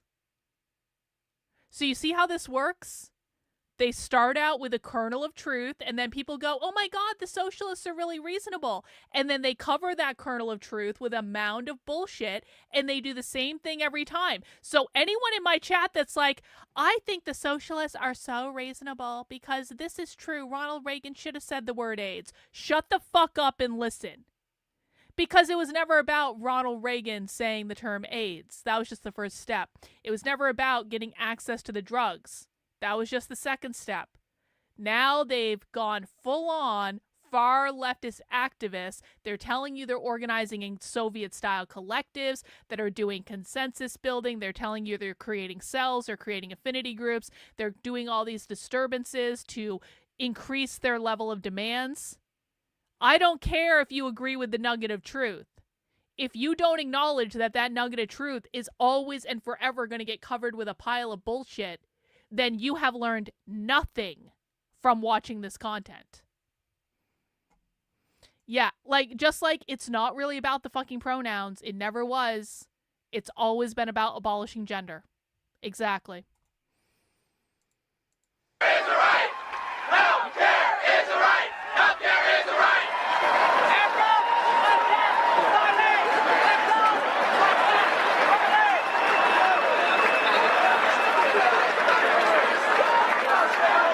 Interviewing me while I was being semi-dragged away and said, but you're willing to get arrested for this? I was like, sure, come on, people are dying. There's no AIDS care in this city. Let them drag me. You're willing to get arrested for this? Sure, yes. If you ask the students at Columbia, are you willing to get arrested for this? Yes. If you asked any leftist protesting anything, you're willing to get arrested for this? Yes. That's why conservatives always sound so dumb when they're like, you should just arrest them. I mean, okay, maybe they should, but the leftists don't actually care. They're training to get arrested. They're coordinating to get arrested. They have a group of people that are going to help them after they get arrested. They have mutual aid networks, so all of their lawyers are going to be paid for. They literally train and plan for this explicitly. Across the street a few times. I don't care. When we get arrested, we usually are aiming to get a meeting set up or deliver a set of demands. Eventually, after a couple of those, we did manage to have a meeting with them in City Hall. It's rewarding personally to have participated in that and to actually see things change or see issues being covered by the press gives you a sense of accomplishment, even though if you didn't actually bring about a housing unit for a PWA at the time, but you know that incrementally you're making some change. I think it's drawn a very big crowd, bigger than we might have expected, and the most impressive thing is the new faces here, people who are not core ACT UP members. Members of the general public, I think, for the first time have been drawn to a demonstration like this because they recognize that things are not working right in this city, because there's been good coverage of the gridlock in hospitals, because they know that this is affecting their daily lives, whether they are HIV infected or not. And so they see that it's in their personal interest to get angry about this. A diverse, nonpartisan group of individuals united in anger and committed to direct action to be quiet and the direct action. Again, look at the beret. Communists in the 80s loved wearing berets. There's another beret over here. My whole life. I went to meetings every single night. All my social events were ACT UP. All the people that I met in ACT UP, some I'm still friends with now, they became like my family. Every job I got came from people in ACT UP, temp jobs. It was always temp jobs. During an ACT UP meeting, we're like, we need some jobs. If anyone has a job, and then I got a call the next day. I loved going to meetings. I was hooked on meetings. They created a community. This was a social networking community before there was social networking on the internet. They helped each other. They supported each other. They got each other jobs when they needed jobs. This was their social outlet. These were their friends. This is what the left does. They create these social settings where, You get so much emotional like support in these communities. Everyone's there going to love on you. Everyone's going to support you as long as you're a good comrade, because that's what they believe. As long as you're like a good participating member of the community, you're going to get whatever emotional support, financial support, whatever you need in their community, and that's why people stay in it. I never missed a meeting unless I was out of town.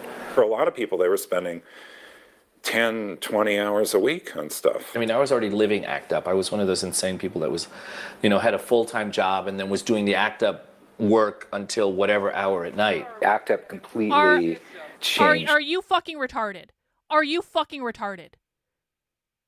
I'm going to end up banning you on my channel. Do you want to know why I'm going to end up banning you? Because literally less than 10 minutes ago, I did a whole spiel about how the left is not your friend and only literally retarded people think that the left is your friend. And you want the left to work with the groypers? Are you fucking insane? That is the stupidest fucking thing I've ever heard. And to be quite frank, you're getting put in a timeout for 24 hours because I don't want you talking anymore. That is the stupidest fucking thing I've ever heard. And if you keep shilling that shit on my channel, you're just going to be removed. And this is, and just so you guys know, this is not the first time RJ has done this. He does this shit all the time. So now, anytime RJ brings that absolutely retarded shit into my chat, he's going to get banned for a good long period of time, so he can't talk anymore on the stream. And if he keeps doing it, he's just going to get permanently banned. Because I'm tired of this. I think the left are great, and I want them to work with the groypers. Are you fucking stupid? And I'm sorry, if Nick thinks that it's a good idea to team up with communists on the left, he can go fuck himself too. I don't care how much he hates the conservatives. If he thinks it's a good idea to go team up with the communists, good fucking luck, bro. Good fucking luck. My life, every relationship I had, there was my life before ACT UP and my life after ACT UP. I was desperately wanting to be part of the world in a meaningful way, and here it was, and that's all I really did was ACT UP. I worked, I had jobs, I found a way to support myself, but it was all to get me to those Monday night meetings. It was where You do not team up with people who are in a cult. You do not organize with people who are brainwashed into a far-left cult. That is like inviting a rattlesnake into your fucking bed and expecting that it's not going to bite you. But the rattlesnake is so nice and the rattlesnake has never bitten anything before. It's still a fucking snake. really got a sense of community throughout all that misery and all the crap, to actually find a community of people. It was without a doubt, hands down, probably one of the greatest periods of my life. Unbelievable. Every time. Can't get through one stream.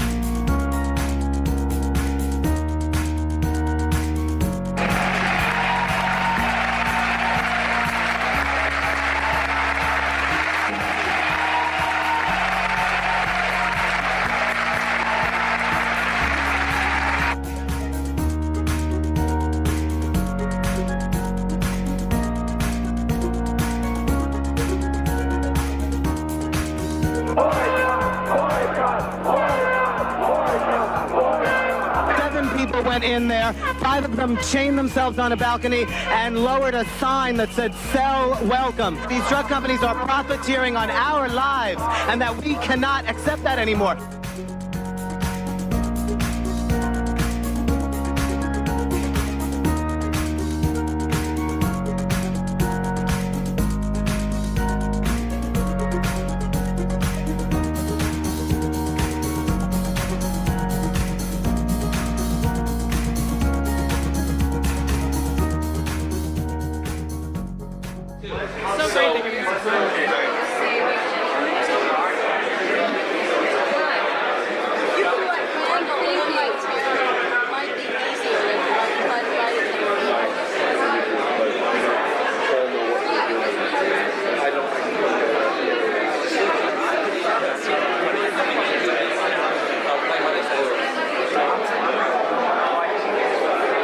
that point, any administration in New York had to pay attention to the Catholic Church. It was almost as if everyone was a Catholic. This is not about people's right to practice their religion individually. This is about an institution that is spending millions of dollars a year to make sure that we do not live.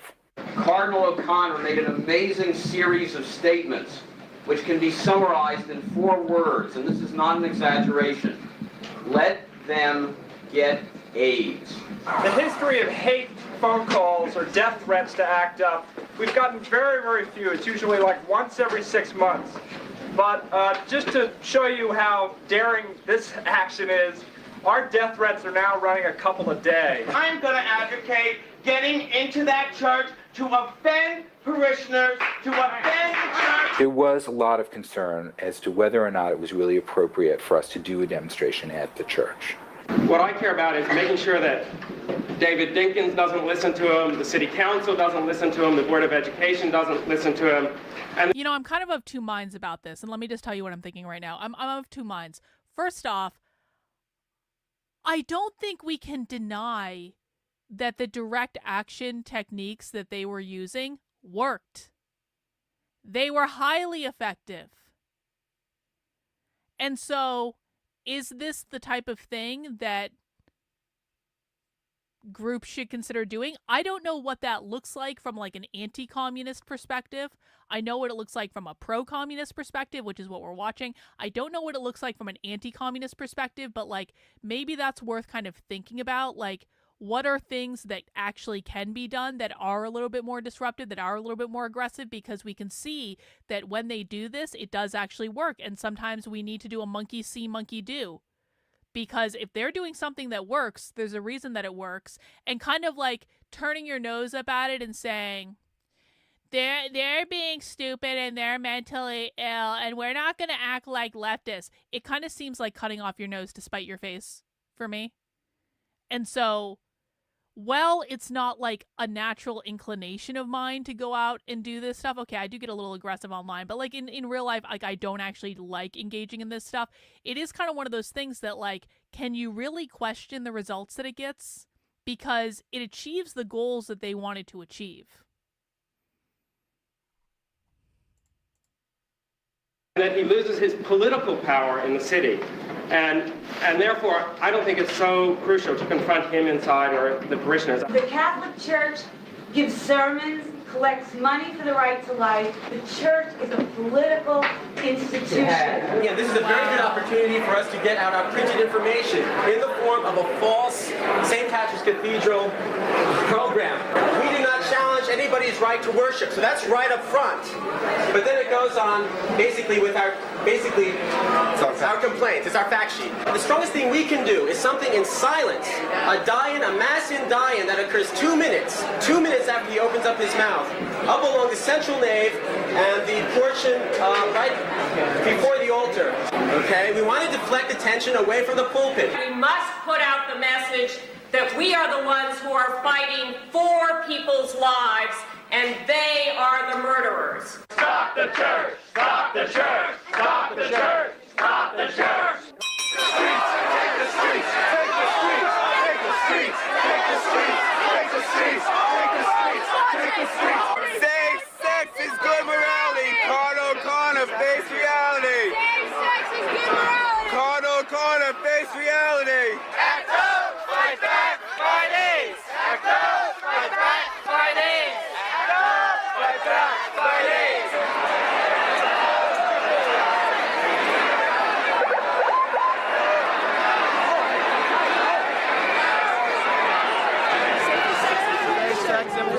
Do you see that? Wasn't this about AIDS? Why do they have an abortion as healthcare sign then? Where did that come from? Wasn't this about AIDS? Safe-sex information. Find out why we're here today. Safe-sex information and a free condom. There were always overlaps between the women's health movement in the late 80s and ACT UP. Wow. Because the principles are the same. It's about respect of your body, control of your body, health of your body, rights of your body. My name's Charlie Myron, and I'm with WHAM, Women's Health Action and Mobilization. And we've co-sponsored this demonstration today with ACT UP, the AIDS Coalition to Unleash Power, because the Cardinal has put out a joint attack on women's rights and reproductive freedom and people with AIDS simultaneously. I mean, AIDS is the #1 killer of women in New York City. So if O'Connor goes out and says, don't use condom, considering the population that really listens to him, that's going to be the death of thousands of women. Our kids, our adolescents are dying of AIDS as well, and we're trying to teach them safe sex, and O'Connor is saying, no, you can't do that. This is Jesus Christ. I'm in front of St. Patrick's Cathedral on Sunday. We're here reporting on a major AIDS activist and abortion rights activist demonstration, which will be taking place here all morning. Inside, Cardinal O'Connor is busy spreading his lies and rumors about the position of lesbians and gays. We're here to say, we want to go to heaven too. On that day, the root of Jesse set up as a signal to all the nations. Oh, they got video inside it. For his dwelling shall be glorious. This is the word of the Lord. He then told them what was going to happen, it did happen, and out they went into this period of waiting.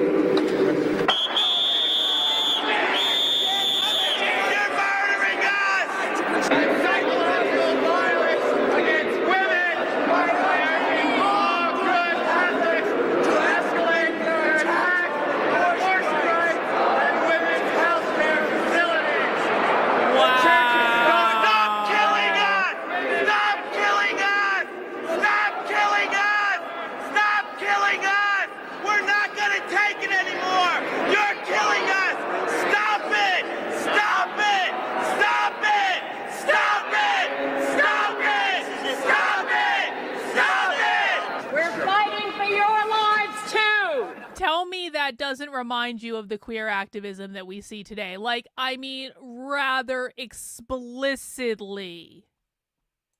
We're fighting for your lives Wow. All right, say who you are and where you were and what you saw. I'm Sarah Schulman. I was sitting in a pew and I watched the die-in, which I think is pretty effective. Sarah Schulman. That's interesting because when I was researching this ACT UP stuff, there are a whole bunch of talks that Sarah Schulman gave, and we almost watched one of those talks tonight. Actually, that was the original thing we were going to watch, was Sarah Schulman speaking at Columbia. Sarah Schulman later wrote a book about this and documented the whole movement, so we definitely have to follow up and watch some of that. Hey, Gerald, how does the left define capitalism? Can you please answer that for me? How does the left define capitalism? Stevie, I'd really like to hear the same answer from you.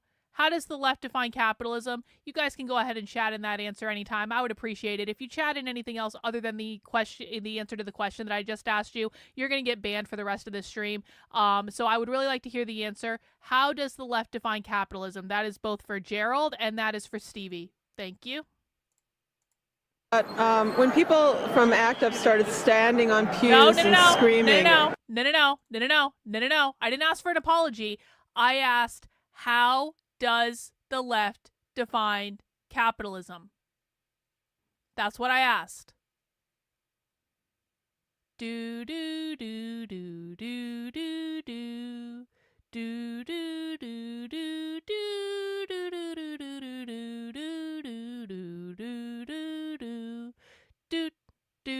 do do do do do boom boom.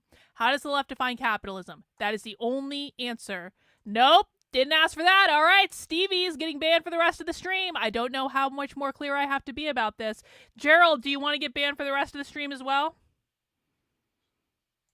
How does the left define capitalism?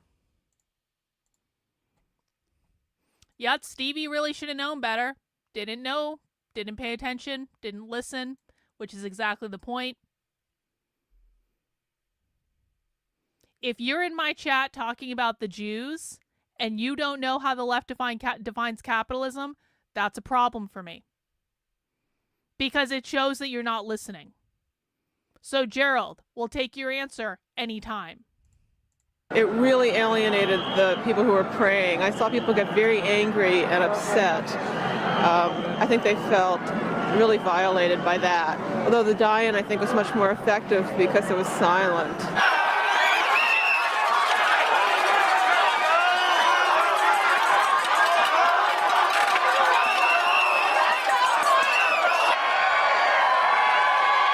Rumble rant over on Rumble. Natmic for oppression. For 10 says oppression. Hey, thanks for the Rumble rant. Appreciate it. Guys, we are a little over halfway to our goal for Super Chats. I would like to meet that goal before the end of the stream. Your support does allow me to spend so much time streaming with you guys because I am 100% funded by you. We have about another 50 minutes of this movie left, so let's try to hit that goal before the end of the stream. Thank you.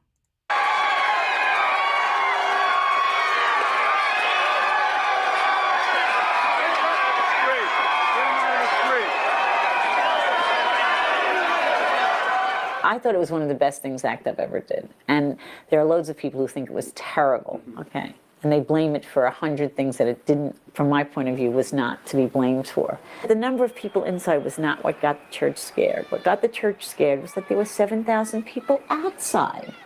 That was the biggest ever picket demonstration we had. And the Catholic Church in New York had never had that many people to say publicly, you are killing people. Your policies, not your religion, your policies and your money, okay, are killing people. We said for years in ACT UP that our job was not to be liked, that we were not doing what we were doing to get the public to like us. We were doing what we were doing to accomplish something about particular issues. And I think we did that enormously successfully. And we weren't liked, but we forced people to pay attention and forced change, I think, much quicker than it would have happened. The Catholic Church has never in New York rebounded from that action. Never. No matter what. Even though they're very strong still. They have never had the same profile. I remember going to the meeting after it. Everybody was terrified after it because it had been in the paper and everybody had, every editorial page in town had dumped on us and people were scared. And I remember saying, are you crazy? Are you crazy? They're afraid of us now. That's the best thing that could ever have happened to us. And it was true.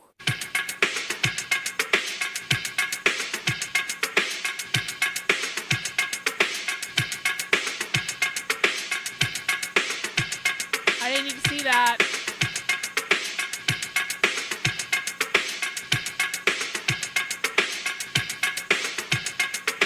Whoa! Look at that. Look at this flyer.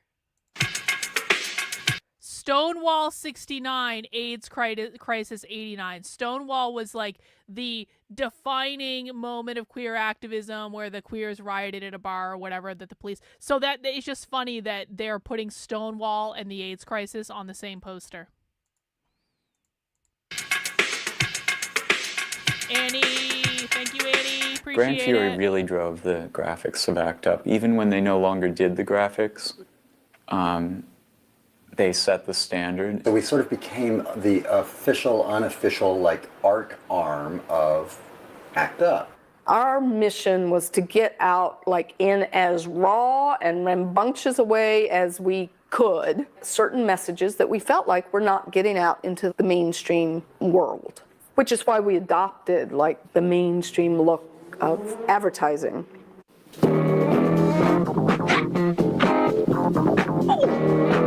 AIDS is a political crisis. Okay. All right.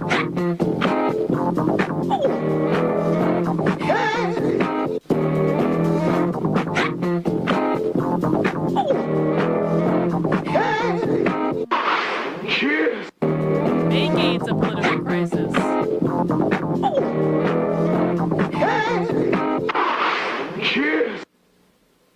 The posters ACT UP put out those first few years were just astounding. They were great agitprop, but they were also good art. This was not trivial stuff because a lot of people came to ACT UP because of these posters that we pasted everywhere. just everywhere. Just like those first few years, every street corner had an ACT UP poster. Sometimes, 3 and 4 ACT UP posters, and you could, even compare the art styles and things like that. And now, if you look at a demonstration, I was looking at some peace demonstrations the other day. All of those typefaces are influenced by ACT UP. They all look like ACT UP signs. Those individuals who are inside are going to be kissing, I guess, and sitting and kissing. ACT UP was very sexy, and I think that's one reason people wanted to be in on it. The loudness of it, the theatricality, its lack of compromise, I think, was very sexy at a time when people were just hovering around a certain kind of, I think we're doing okay in the gay community, I think they like us. ACT UP said, well, so what? Why do we even need to be liked? We need certain things as human beings. And the reason we're not getting those things is because they don't like us that much. AIDS actually has been a very powerful weapon against a lot of sexual freedom. It was a given that sexual freedom had to be defended in the face of a deadly... AIDS is a powerful weapon against sexual freedom. It's almost like it was never really even about the core issue. It was always about the revolution. Epidemic, and the whole atmosphere of what ACT UP was a bubbling cauldron of tremendous political energy and ideas and action and flirting and cruising. ACT UP was an erotic place. The Monday meetings it was in some ways almost the first place that you could celebrate sexuality again after AIDS hit. Men were having sex with men, women were having sex with women, men and women were having sex with each other. Well, I was 21 and surrounded by all these men who were so attractive to me, and that it was always part of it. I think for many of us who were involved in ACT UP who were in our early 20s, it was this sexy place to go. We didn't have to always go to clubs or bars. We could go to ACT UP, meaning do something important, but also get this kind of Jones off the whole thing. There was this whole idea the epidemic stops with me. The government's not going to take care of us. We have to take care of ourselves. At that time, safe sex was the easiest thing in the world because it was just what you did. We were all in this together. It was just, I never had to think about it. It was so simple. It was a combination of serious politics and joyful living that was so great in ACT UP. It was fun, we will go out and do a demonstration and then we'll go out party or, any kind of thing you could think of will happen.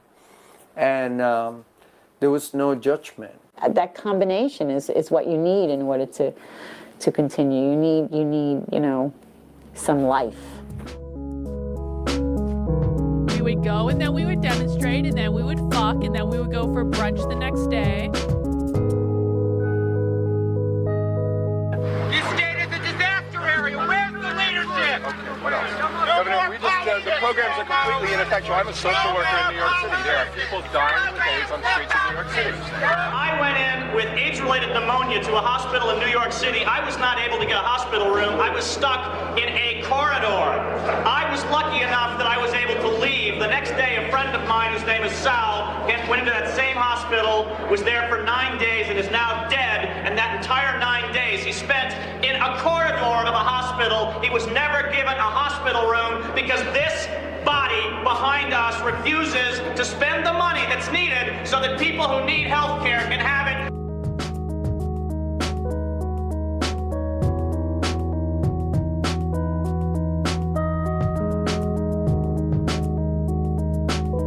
All across this country, no damn health care at all.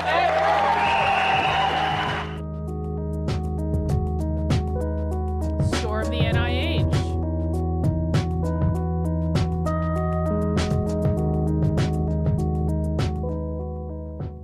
People were looking at the ACTG, the AIDS Clinical Trials Group, and wanted to be in part of the decision-making process around clinical trials. Who were in the studies? That we wanted that information. And that's what they didn't want to give us. That they felt was proprietary. How many women are in the studies? How many people of color are in the studies? And we really wanted to look at demographics. There was a whole lot of push about just sort of practical how trials should be done that really makes them more accessible to people with HIV that happened between 89 and 92. It didn't all happen because of ACT UP, but ACT UP played a huge part in making that happen. This is the start of something that should have happened 10 years ago at the start of the AIDS epidemic.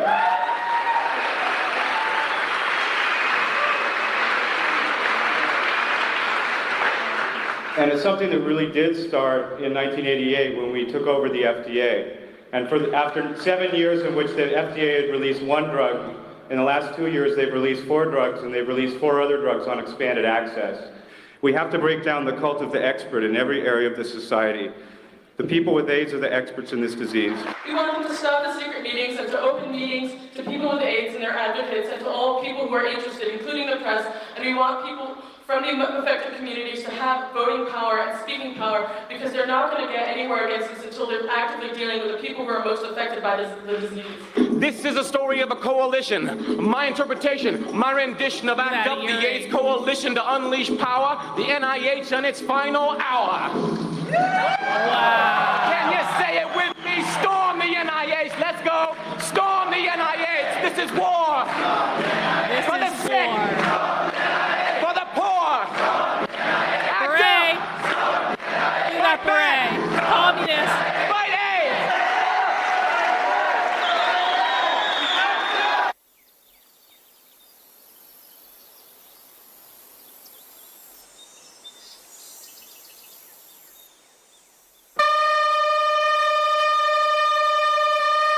The fuck? Oh.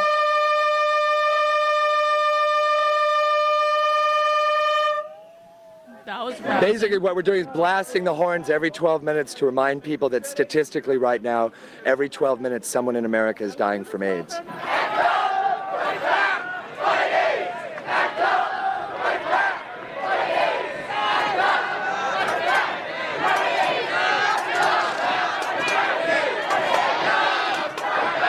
We're talking about the fact that they don't allow people of color into their trials.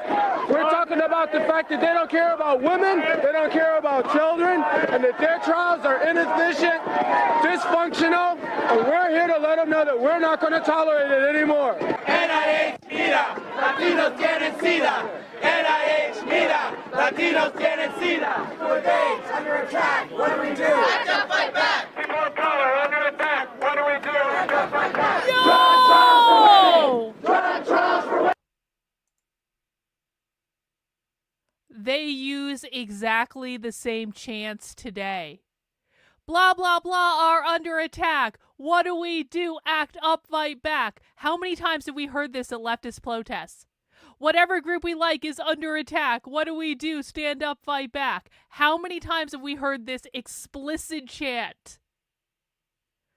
Wow, man. Wow, this is a trip.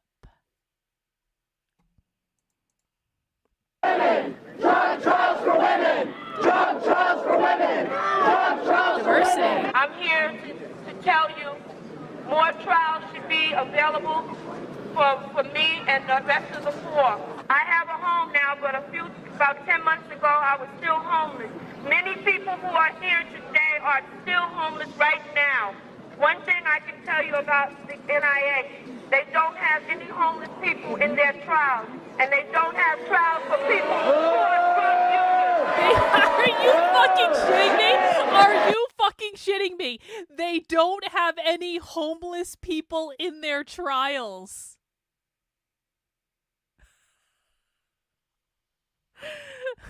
Yeah, it is probably from Che Guevara. Yeah, that is probably what it is. NIH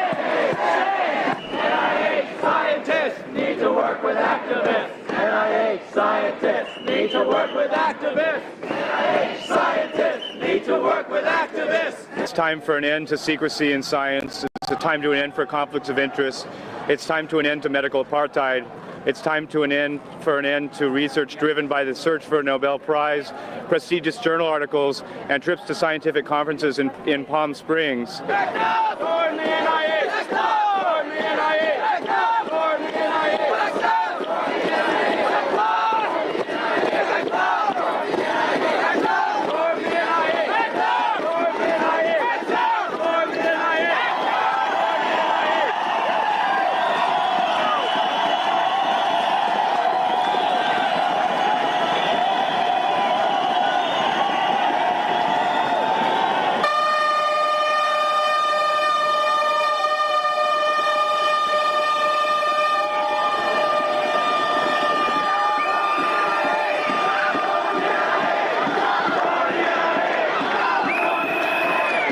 has to happen over and over and over again. The actual scientists have got to come out of the buildings and confront us and realize that we are live human beings and we're fighting for our lives, and we've got to shake them loose, literally, from their ivory towers. The relationship changed with NIH. I was very involved in the development of the community constituency group at the AIDS clinical trial group, where after them not giving us information about clinical trials in the beginning, they were now saying, we want you in this process, and now let's figure out how we're going to do that. And that really meant being members of the groups of people that designed and implemented the clinical trials program. I was the first person with AIDS to sit on the executive committee of the ACTG. The first time a patient had ever sat in that kind of capacity ever before. Before I go on, I want to talk to you about a little chant that I want you to do. The first part you know all about, it's act up, fight back, fight AIDS, check it out. The next part to complete the craze is add 3 beats between each phrase. It's act up, we demand health care for all, fight back. Yo, you see that? Up, fight back, fight AIDS, check it out. The next part to complete the craze is add 3 beats between each phrase. It's act.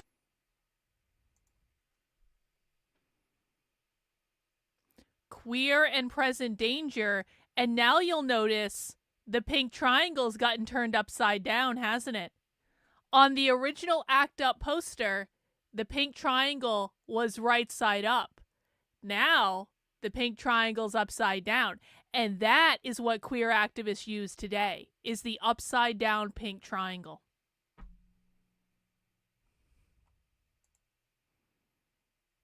We demand health care for all, fight back. Get on the ball, fight AIDS. Hysteria in this New York AIDS disaster area. ACT UP has gone through a lot of change and growth over the last few years. And one of the most exciting things is that we've gotten beyond the pretty narrow set of issues that ACT UP was originally founded to deal with, which was, as the slogan went at that time, getting drugs into bodies. There's a reason why the quote-unquote drugs into bodies position is inadequate, because it simply doesn't account for the historical oppression of either gay people or people of color or women. It's not. And now it's not even about drugs anymore. Now it's not even about drugs. Now it's about the historical oppression of gay people and women. Do you guys catch that?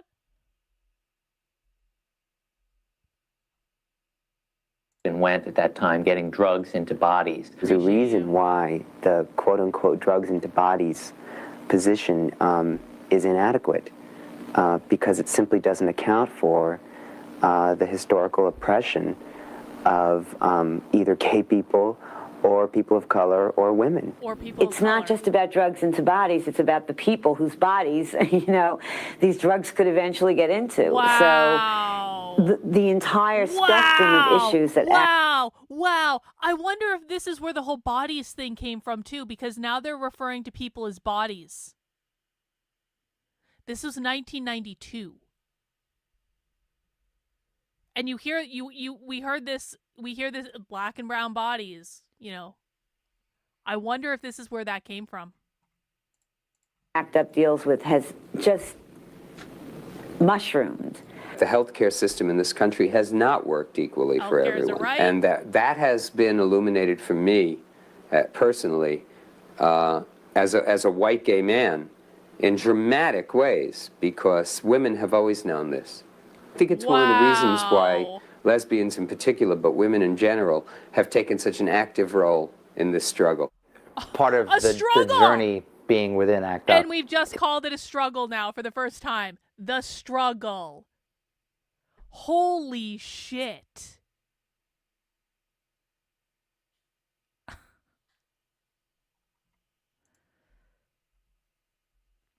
In dramatic ways, because women have always known this. I think it's one of the reasons why lesbians in particular, but women in general, have taken such an active role in this struggle. Part of the journey being within ACT UP is also understanding that, right, but you come from privilege. These were people who were brought up, myself included, come from privilege?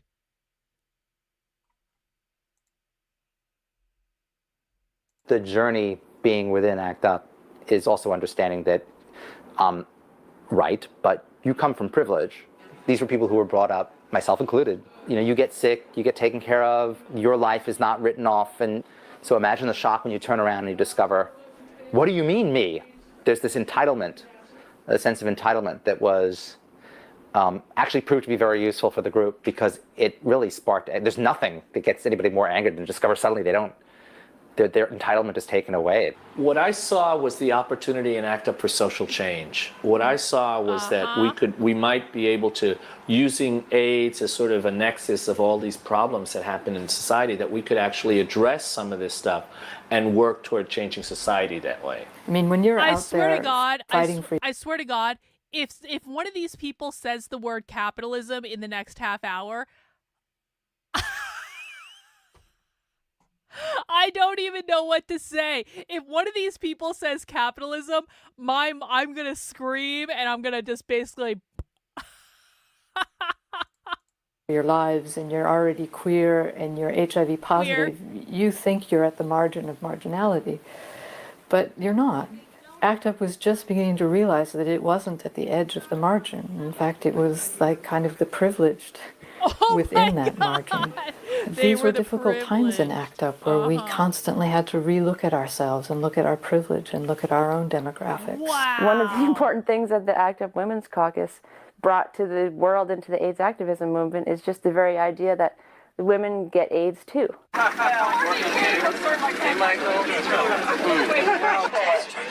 on either side of the front of the aircraft, one on either side of the rear of the aircraft, and two extra squitter marks over the waist.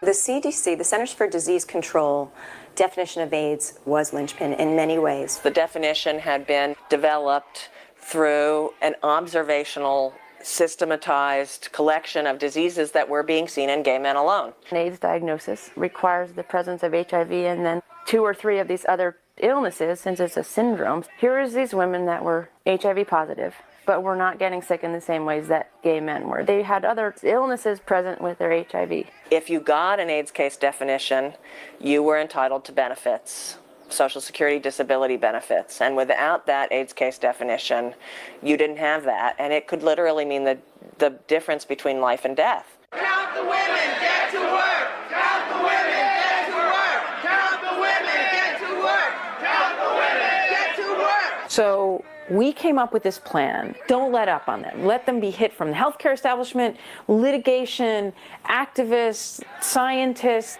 Beat them until they yield.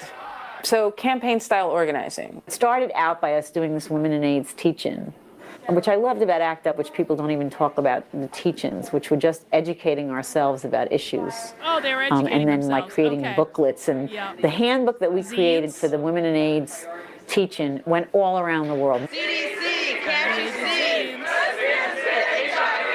CDC, can't you see? Lesbians get HIV! Women die! CDC, tell us why! Healthcare is right, count women! Healthcare is right! Bet you Healthcare is right, count women! Healthcare is right! Healthcare is right!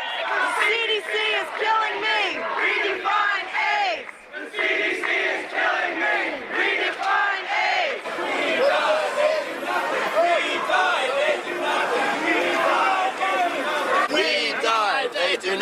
We die, they do nothing. We die, they do nothing. We die, they do nothing.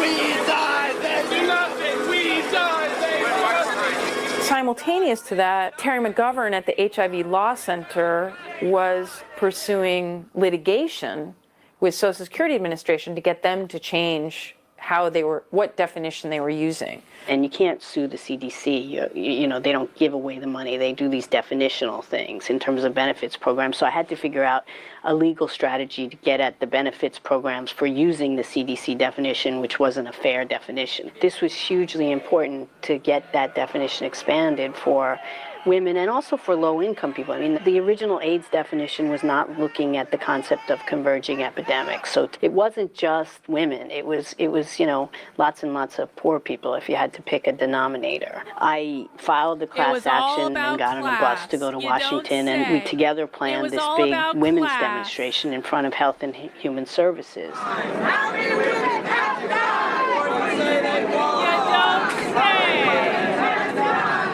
You say we qualify. How many women have to die? I'm Phyllis Sharp from New York. I'm also playing in this lawsuit against the Social Security, charging them with discrimination against women. Oh, yeah? I applied April 1989. I couldn't work. I constantly have urinary tract infections, yeast, chronic fatigue, and I was denied. My name is Iris De La Cruz. I'm a 37-year-old woman with AIDS. There are no treatments.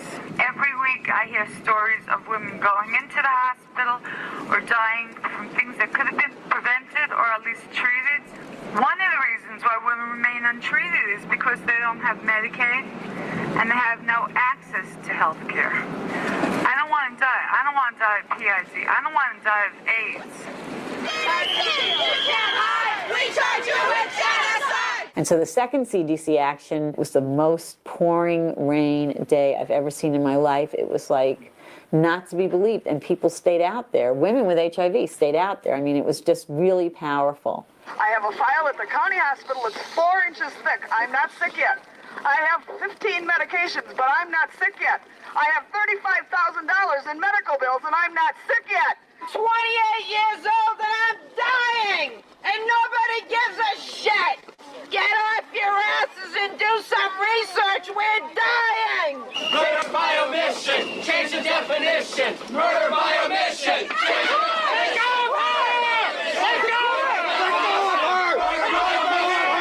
definition. Murder by omission. This is it. Murder by omission. Change the definition. Murder by omission. Change the definition. We were AIDS under attack. What do we do? I can't fight back. We were AIDS under attack. What do we do? I can't fight back. Shut up. Hands off. Come on. You. Hey! Hey! We've got to this point in the demo where they start thinking, what can we do to these people to get even? No violence! Stop, take your pants! They do nothing! No. They do nothing! Change the definition! Act up! Fight back! Fight it! Act up! Fight back! Fight it! Act up! We eventually had 300 different groups across the United States of every kind that you can imagine who signed on to the CDC definition campaign. And we would constantly be sending them information about everything that was going on. CDC's trying to cop a police simulating concern for AIDS and HIV. We don't compromise, accept lies or trades. Women act up, fight back, fight AIDS.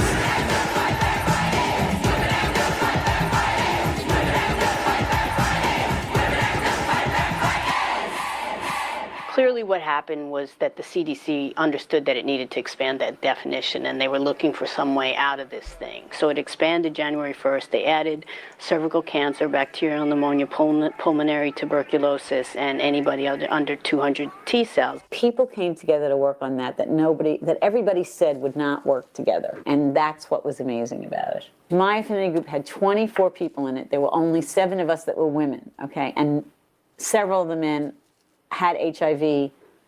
Several of them are dead at this point, okay?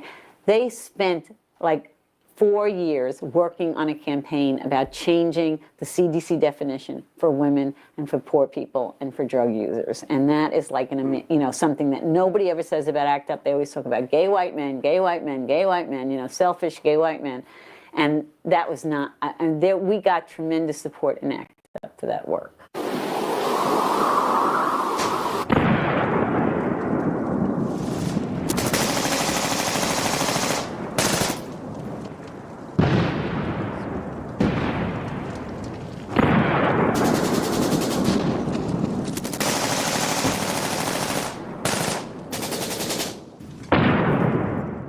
In January of '91, the ACT UP called a day of desperation. And the idea was to ACT UP asked affinity groups to mobilize all over the city all day long, and then end with a big shutdown of Grand Central Station. The night before, the plan was to invade various evening news broadcasts live. I was involved in planning the CBS action because I had worked at CBS. First of all, they took my ID card, which I still had, and they copied it and put their own faces on and made their own ID cards. And I diagrammed the floor plan of the building on West 57th Street, the broadcast center for CBS, where the evening news is done. We figure we only get a few seconds before they go off the air. So we decided that the first word has to be AIDS. So if nothing else is heard, they hear the words AIDS. We decided AIDS is news, fight AIDS, not Arabs. We couldn't see a monitor, but we could hear the announcer saying, this is the evening news with Dan Rather, and then we just ran on. This is the CBS Evening News. Dan Rather reporting. Was there a Palestinian Good evening. flag? I didn't see it. We're going to take a break for a commercial just now. We'll break for a commercial. Thank you very much. Wow. And then it was like a fascinating media moment because it became a news story on stations all across the country as long as they weren't CBS affiliates. I talked to someone who saw it broadcast on CNN and when they were in Jerusalem doing war coverage. It was about magnifying the voice of a small number of people holding a minority opinion who do not have access to the means of production. We were stealing access to the means of production. They were stealing access to the means of production. Are you shitting me? Are you shitting me? Wow.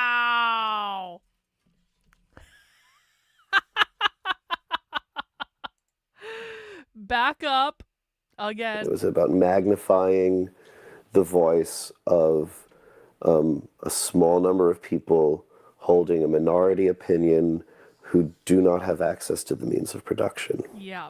We were stealing access to the means of production to make ourselves heard.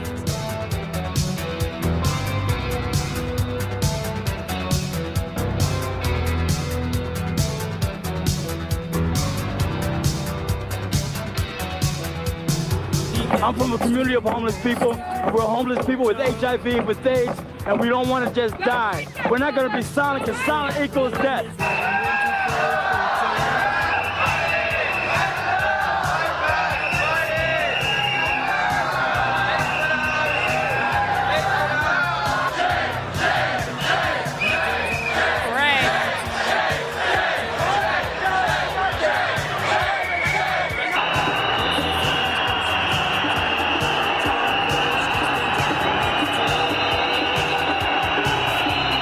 It was unbelievable, the amount of people that were in Grand Central, it was completely filled with us.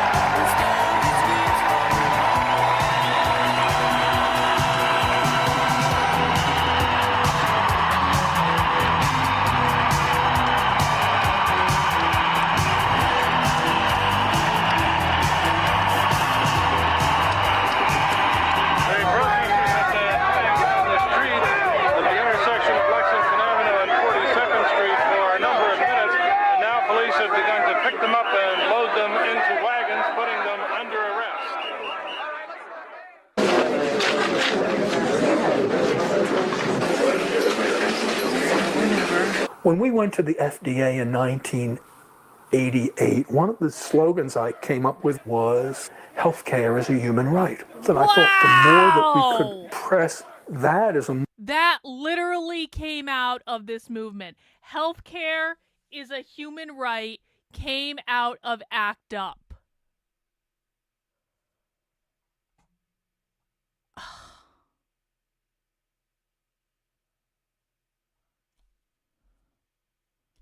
All this information has been out there this entire time, and no one thinks to look at it.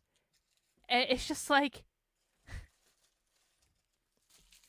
it's all coming together, and now it all makes sense, doesn't it? And we're really starting to put together like a cohesive timeline of this. One of the things I've always wanted to do, I've always had in the back of my head, and I'm just cleaning up some stuff on my desk. If you guys see me like picking stuff up, I got stuff on my desk I'm cleaning up. Anyway, one of the things I've always wanted to do is put together just like, I'm a very big timeline person. If you guys can't tell, but by the way, like I write and organize information, I kind of think that if you're trying to figure out how did something happen, how did we go from A to B, how did we go from A to Z, you have to just start by organizing it on a timeline.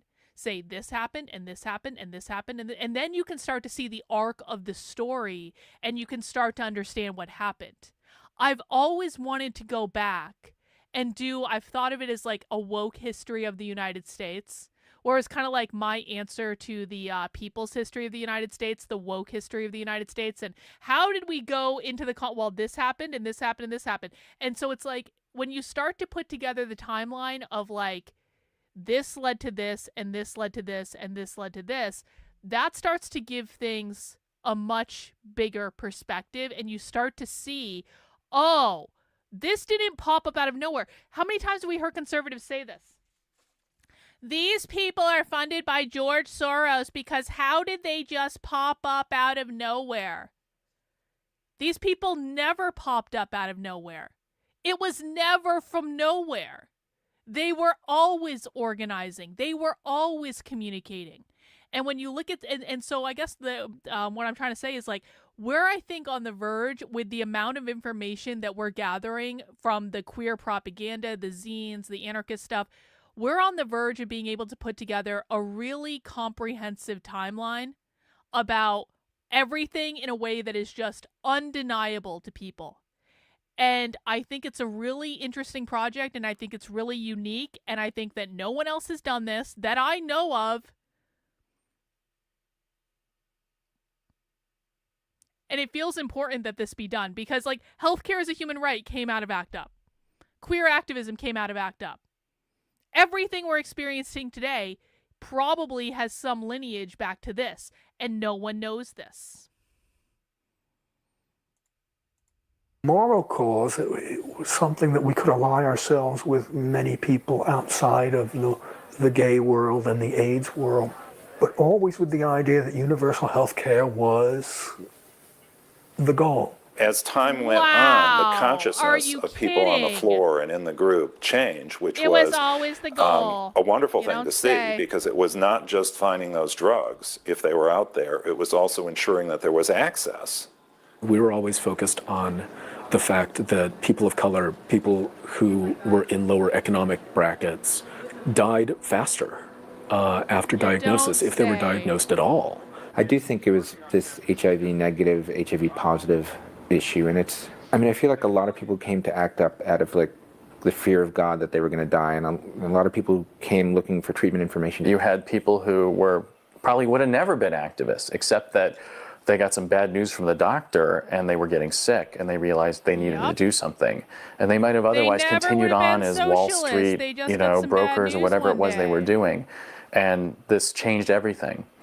And their interest tended to be pretty focused on what is the treatment I need that's going to keep me alive and not let this virus kill me. I felt that ACT UP was a healthcare movement. This is why, too. This is why it's like, I will never stop being annoyed at every time conservatives say, they're all mentally ill. This is just mental illness. They're just, no, it's not just mental illness. There is a reason that people wind up in these groups.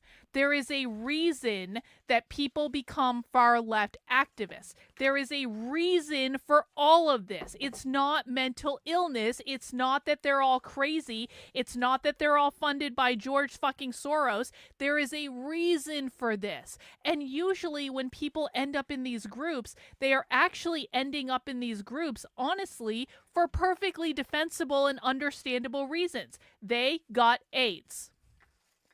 They got AIDS. They thought they were going to die. They were looking for other people who wanted help. They were scared because, as it turns out, when people get a life-threatening illness, even if it's because they had a whole bunch of like unprotected and irresponsible sex, they're still going to be scared. They're still going to be looking for help. They're still going to be looking for answers. It's not that they were mentally ill. And this was the community they found, because no one else would help them, or they perceived that no one else would help them. I don't know if I had faith or not faith that there would be a cure in my lifetime. I pretty much thought I was going to die from this thing. And I felt like, that it was pretty clear that ACT UP and the AIDS movement was a catalyst for the growing healthcare movement at that time. Oh, yeah, it was clear that it was. I do think that the split had to do with people who were interested in immediately saving their own lives versus those who had a bigger vision of bigger issues or were interested in saving other people's lives. And to some extent a misunderstanding between those two groups. I thought it was quite tragic. I thought it was a complete misunderstanding to think that these were opposite and exclusive points of view. At that time, there was mostly an enormous amount of despair. Here, ACT had all these incredible successes so quickly. But we'd won all these battles, but the war, we were all still dying. There really was no hope. It was horrible, and there was this kind of panic that set in, this mixture of panic and despair. So many people sort of spun off. It wasn't a debate that engaged people. It was the kind of debate that set people back into their own corners. The movement just began to eat itself up from the inside, and that was really, it was painful to watch. And I think it was also, it came at a time when energy was low because so many deaths had occurred.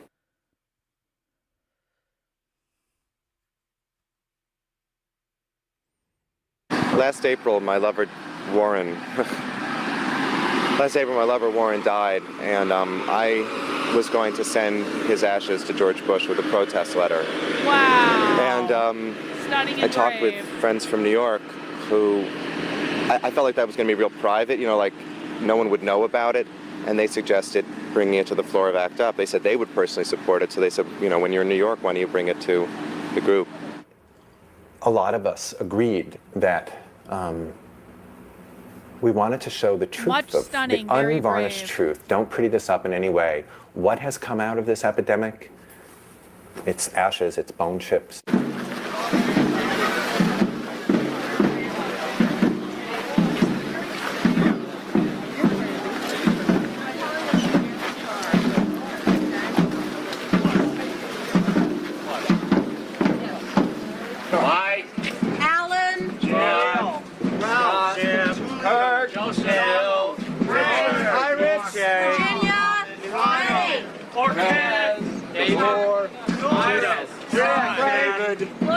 Michael. 150,000 dead! Where was George? 150,000 dead! Where was George?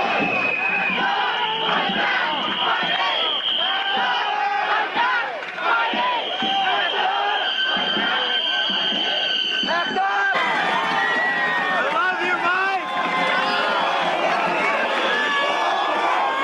Wow! He dumped his ashes on the White House lawn.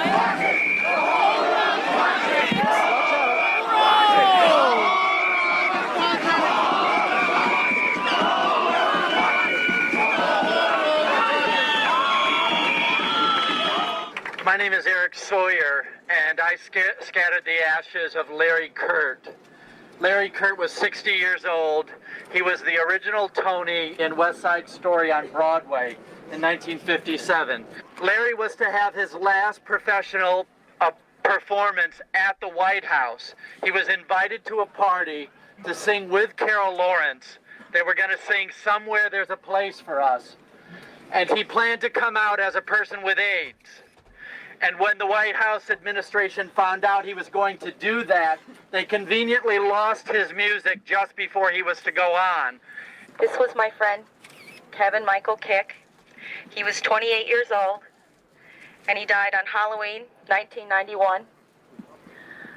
I only knew him for about 2.5 years, and I was his home care nurse. But he stole my heart. I'm here on behalf of my father, Alan Danzig, who died when he was 57 years old. I really needed this to come to closure with his death. He died 4.5 years ago. I came to scatter the ashes of my lover, Michael Tad Hippler, who is better known to many of you, I think, as Mike Hippler, who wrote a column for 10 years in the Bay Area Reporter, San Francisco's lesbian and gay newspaper. Wait, did it say left-leaning? Did he say left-leaning? Oh, lesbian and gay newspaper. Okay, that makes sense. I was like, of course it's left-leaning. It's San Francisco. Duh. Is there a right-leaning newspaper? Probably not. Truth to tell, I had scattered all of his ashes that I had, but I was sitting at breakfast with his sister, and I told her about this demonstration, and her eyes lit up, and she said, "Hey, do you want some ashes?" Wow. So I love you, Mike, and I know you would have wanted to be where you now are. My name is Greg Ross. I live in San Jose, California. Crazy. I just lost a friend of mine in Las Vegas. Unfortunately, he was Mormon, so he was not cremated, so I could not spread or scatter his ashes here. And the main reason I'm here is to scatter my own ashes. I'm going to die of AIDS in probably 2 years, and that is why I'm here. And the one thing I want to say is it's God bless people like ACT UP that have allowed me to live longer than I would have otherwise. You guys have the courage, the strength, the commitment, and the love, and the compassion to help make my life longer. Until I die, I will join your force and help and hope to do others the same.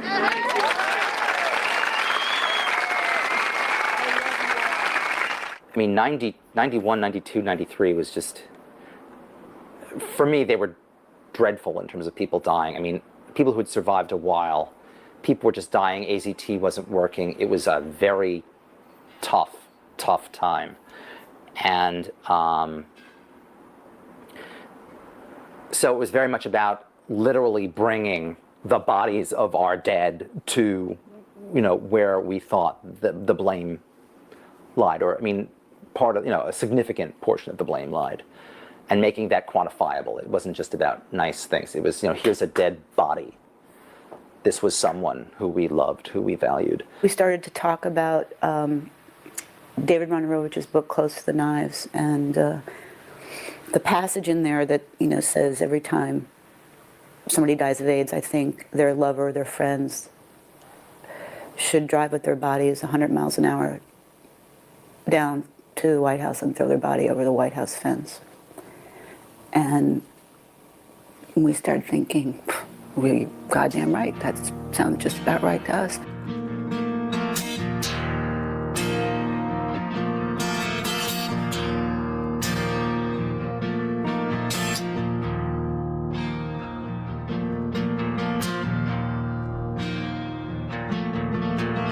I worry that friends will slowly become professional pallbearers, waiting for each death of their lovers, friends, and neighbors, and polishing their funeral speeches, perfecting their rituals of death, rather than the relatively simple ritual of life, such as screaming in the streets. I worry because of the urgency of the situation, because of seeing death coming in from the edge of abstraction, where those with the luxury of time have passed it. I imagine what it would be like if friends had a demonstration each time a lover or a friend or a stranger died of AIDS. I imagine what it would be like if each time a lover, friend, or a stranger died of this disease, their friends, lovers, or neighbors would take the dead body and drive it with a car 100 miles an hour to Washington, D.C., and blast through the gates of the White House and come to a screeching halt before the entrance and dump their lifeless form on the front steps. Can you tell me what's before? I said, let's just talk.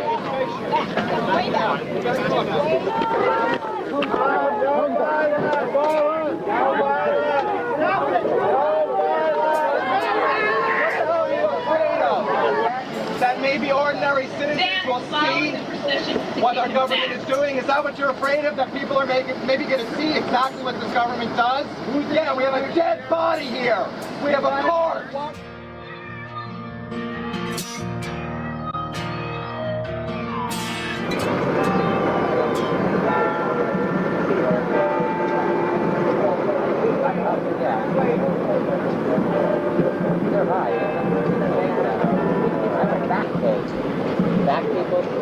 I'd like to read something that Mark wrote and wants us to do today. Bury me furiously. I think about all the passion and precious time I've spent fighting this government's indifference towards me and all people with AIDS. And I realize that a lot of people out there, gay, lesbian, and straight, still do not believe the AIDS crisis is a political crisis. I have decided that when I die, I want my fellow AIDS activists to execute my wishes for my political funeral. I want to show the reality of my death, to display my body in public. We are not just spiraling statistics. We are people who have lives, who have purpose, who have lovers, friends, and families. And I just want to emphasize again to people, all of this happened under Republican presidents. If you are expecting that a Republican president is going to save us, I don't care how much you like Trump. All of this was cultivated under Republican presidents in probably the most Republican time that this country has ever had, which was the 80s. we were dying of a disease maintained by a degree of criminal neglect so enormous that it amounts to genocide.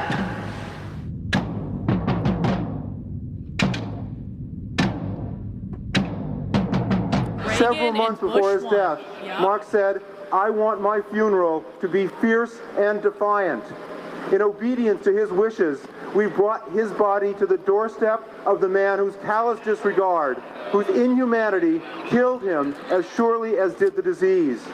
We've covered his body with the list of demands Mark himself helped make.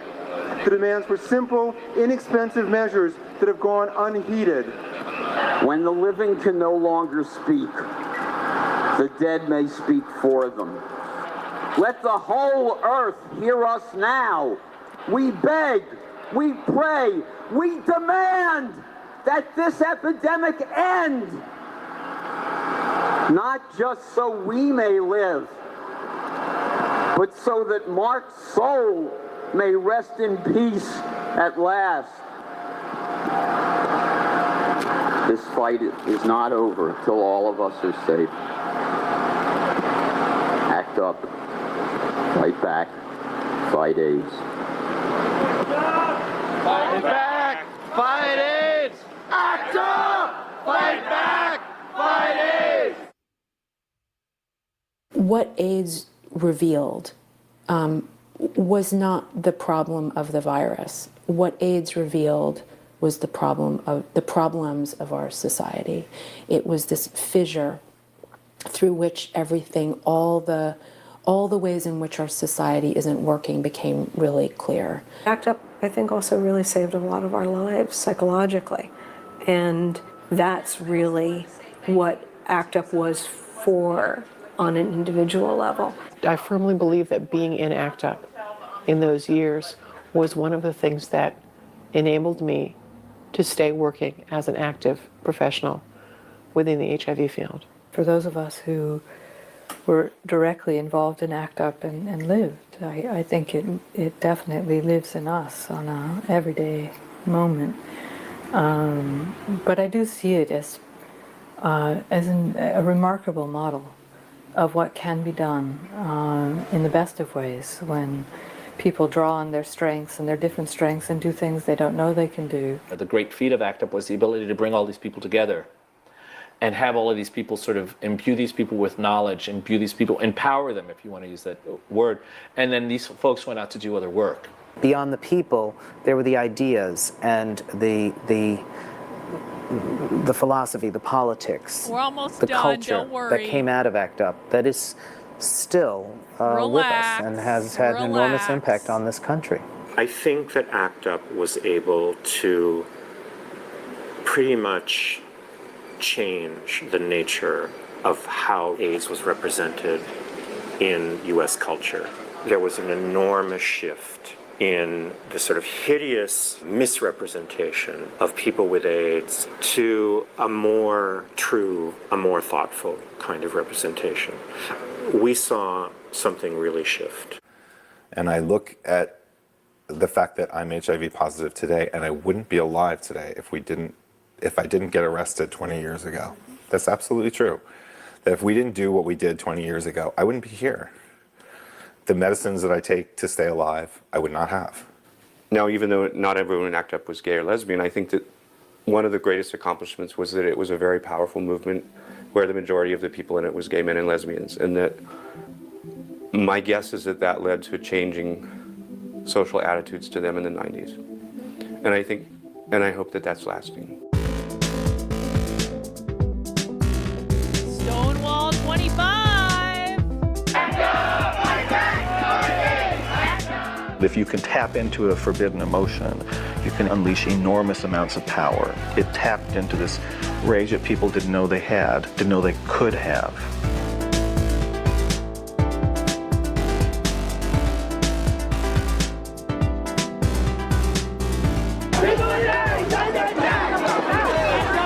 The best result of ACT UP was to put it in your face and make every person see the devastation of this disease.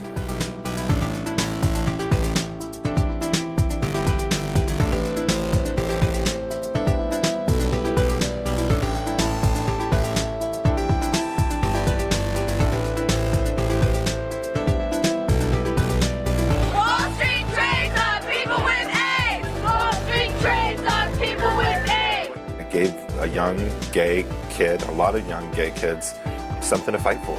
It was our World War II. Wall Street trades on people with AIDS!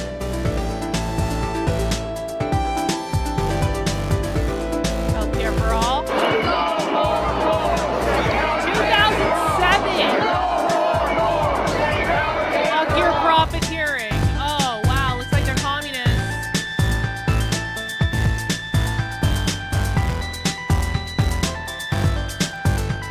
Kinda like they're all communists.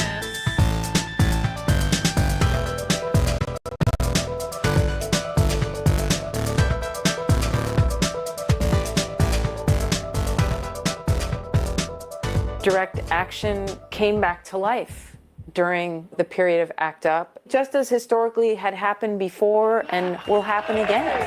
Yeah, it did happen again.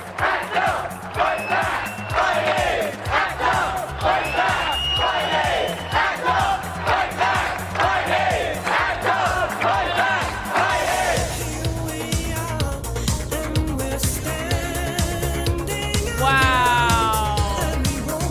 147 chapters of ACT UP. Wow. Dragon Ball! In with the wind! Thank you, Dragon Balls, for that. 147 chapters.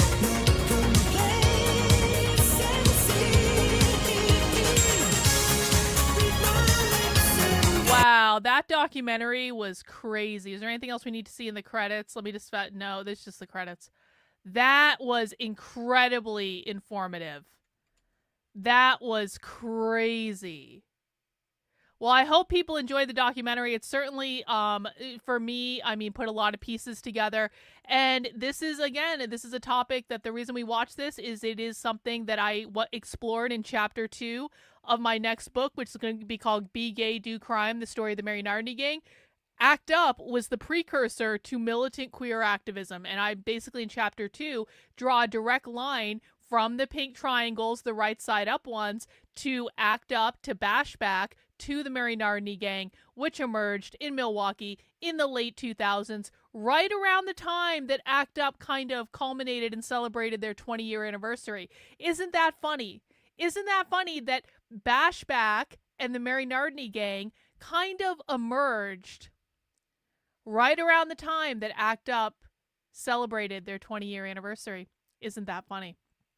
Anyway, if you want to check out that chapter, head over to the Red Menace Collective Substack, redmenacecollective.substack.com. That is where I am doing the majority of my writing right now. You guys might see my main Substack has been a little quiet lately. I do apologize for that. I'm really just very excited about this book. I think it's coming together very, very well, so you can head over there. And as a reminder, if you want to check out the first couple books that I made from the Red Menace Collective Substack, you can currently find A Brief History of Racism on sale on Amazon. That was released a couple weeks ago, and then coming up this week on Friday, we're going to get the official public release of Debunking the Communist Manifesto. Jennifer, check this out. I got my print copy of Debunking the Communist Manifesto. I wrote a textbook. I wrote a fucking textbook. I was showing this to people on the Zoom earlier. This is A Brief History of Racism compared to Debunking the Communist Manifesto.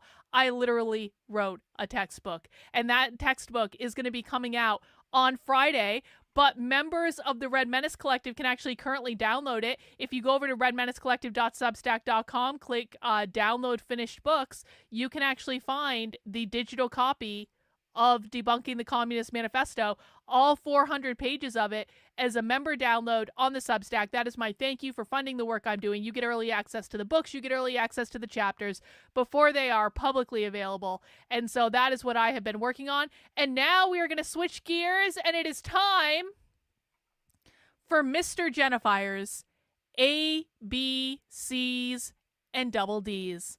And this is something that Jennifer and her husband are hosting in the supporter Discord in around about 8 minutes. They're starting at 9 p.m. They're going to be watching Orgasmo in the supporter Discord, and they're going to be doing a Mystery Science Theater 3000 takeover. I'm getting the sense that Jennifer is probably already a little bit drunk, so that's going to be a fun night. Yeah, see, what did I say? What did I say? I was like, I knew Jennifer was already drunk just because she called me Carly in the chat. I was like, that's not even my name. Not even my name, Jennifer, but very close. Very close. Yeah, so if you guys want to have some fun, head over to the supporter Discord to watch Orgasmo. And then tomorrow night at 8 p.m., we're watching The Island, which is awesome. It's a great movie. I love that movie. And then on Monday, we are watching part 1 of the Brave New World miniseries from the 80s, which is really good if you've never seen it. It's awesome. It's much better than the new remake. Go watch the old school stuff. It's so good. That's going to be with Mac B. And how you get over to the supporter Discord is you head over to my main Substack, which is Carlin, KARLYN.substack.com. Click on this digest email. I will even put it in the chat, and scroll all the way down to the bottom. And if you are not yet in the supporter Discord, underneath this red box, you will find the link to the supporter Discord. Now, do not confuse this with the Red Menace Collective Discord. These are two different Discords. In order to be in the supporter Discord, you do actually have to be a supporter of my work on the Substack or on the locals. So go find the link on the Substack. Anyone is invited to the Red Menace Collective Discord, which is currently pinned to the top of the chat. So these are two different projects, two different accesses, and we only do movie nights in the supporter Discord. So that is all we have for right now. I will be communicating with you guys tomorrow about when we're going to watch the Queer Rope stuff, probably around 3 p.m.-ish. We'll start watching the Queer Rope stuff. That is, again, for supporters only. I'll be posting information on the supporter Substack, on the main Substack for that. So you guys can, keep an eye out, and I will put that information out tomorrow. All right, guys, that is all we have for tonight. I want to let everyone go take a bathroom break before the movie. And thank you for hanging out for Socialism Saturday. I really do appreciate it. And I'll see you guys soon. Bye.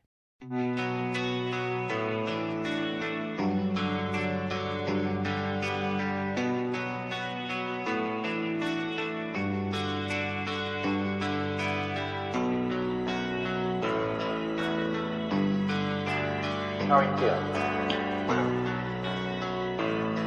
How long have you been here? 3 months, May 17th. And what brought you? That's difficult to answer.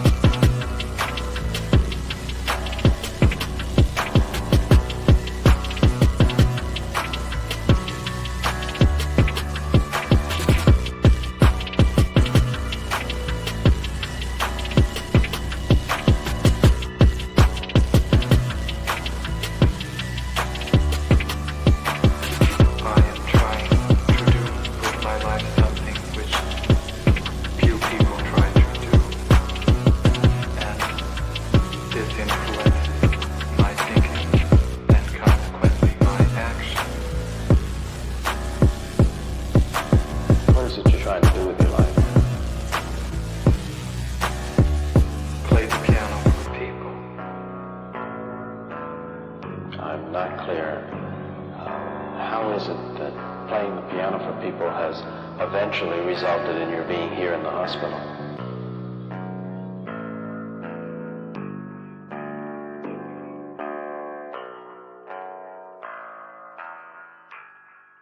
That's difficult to answer.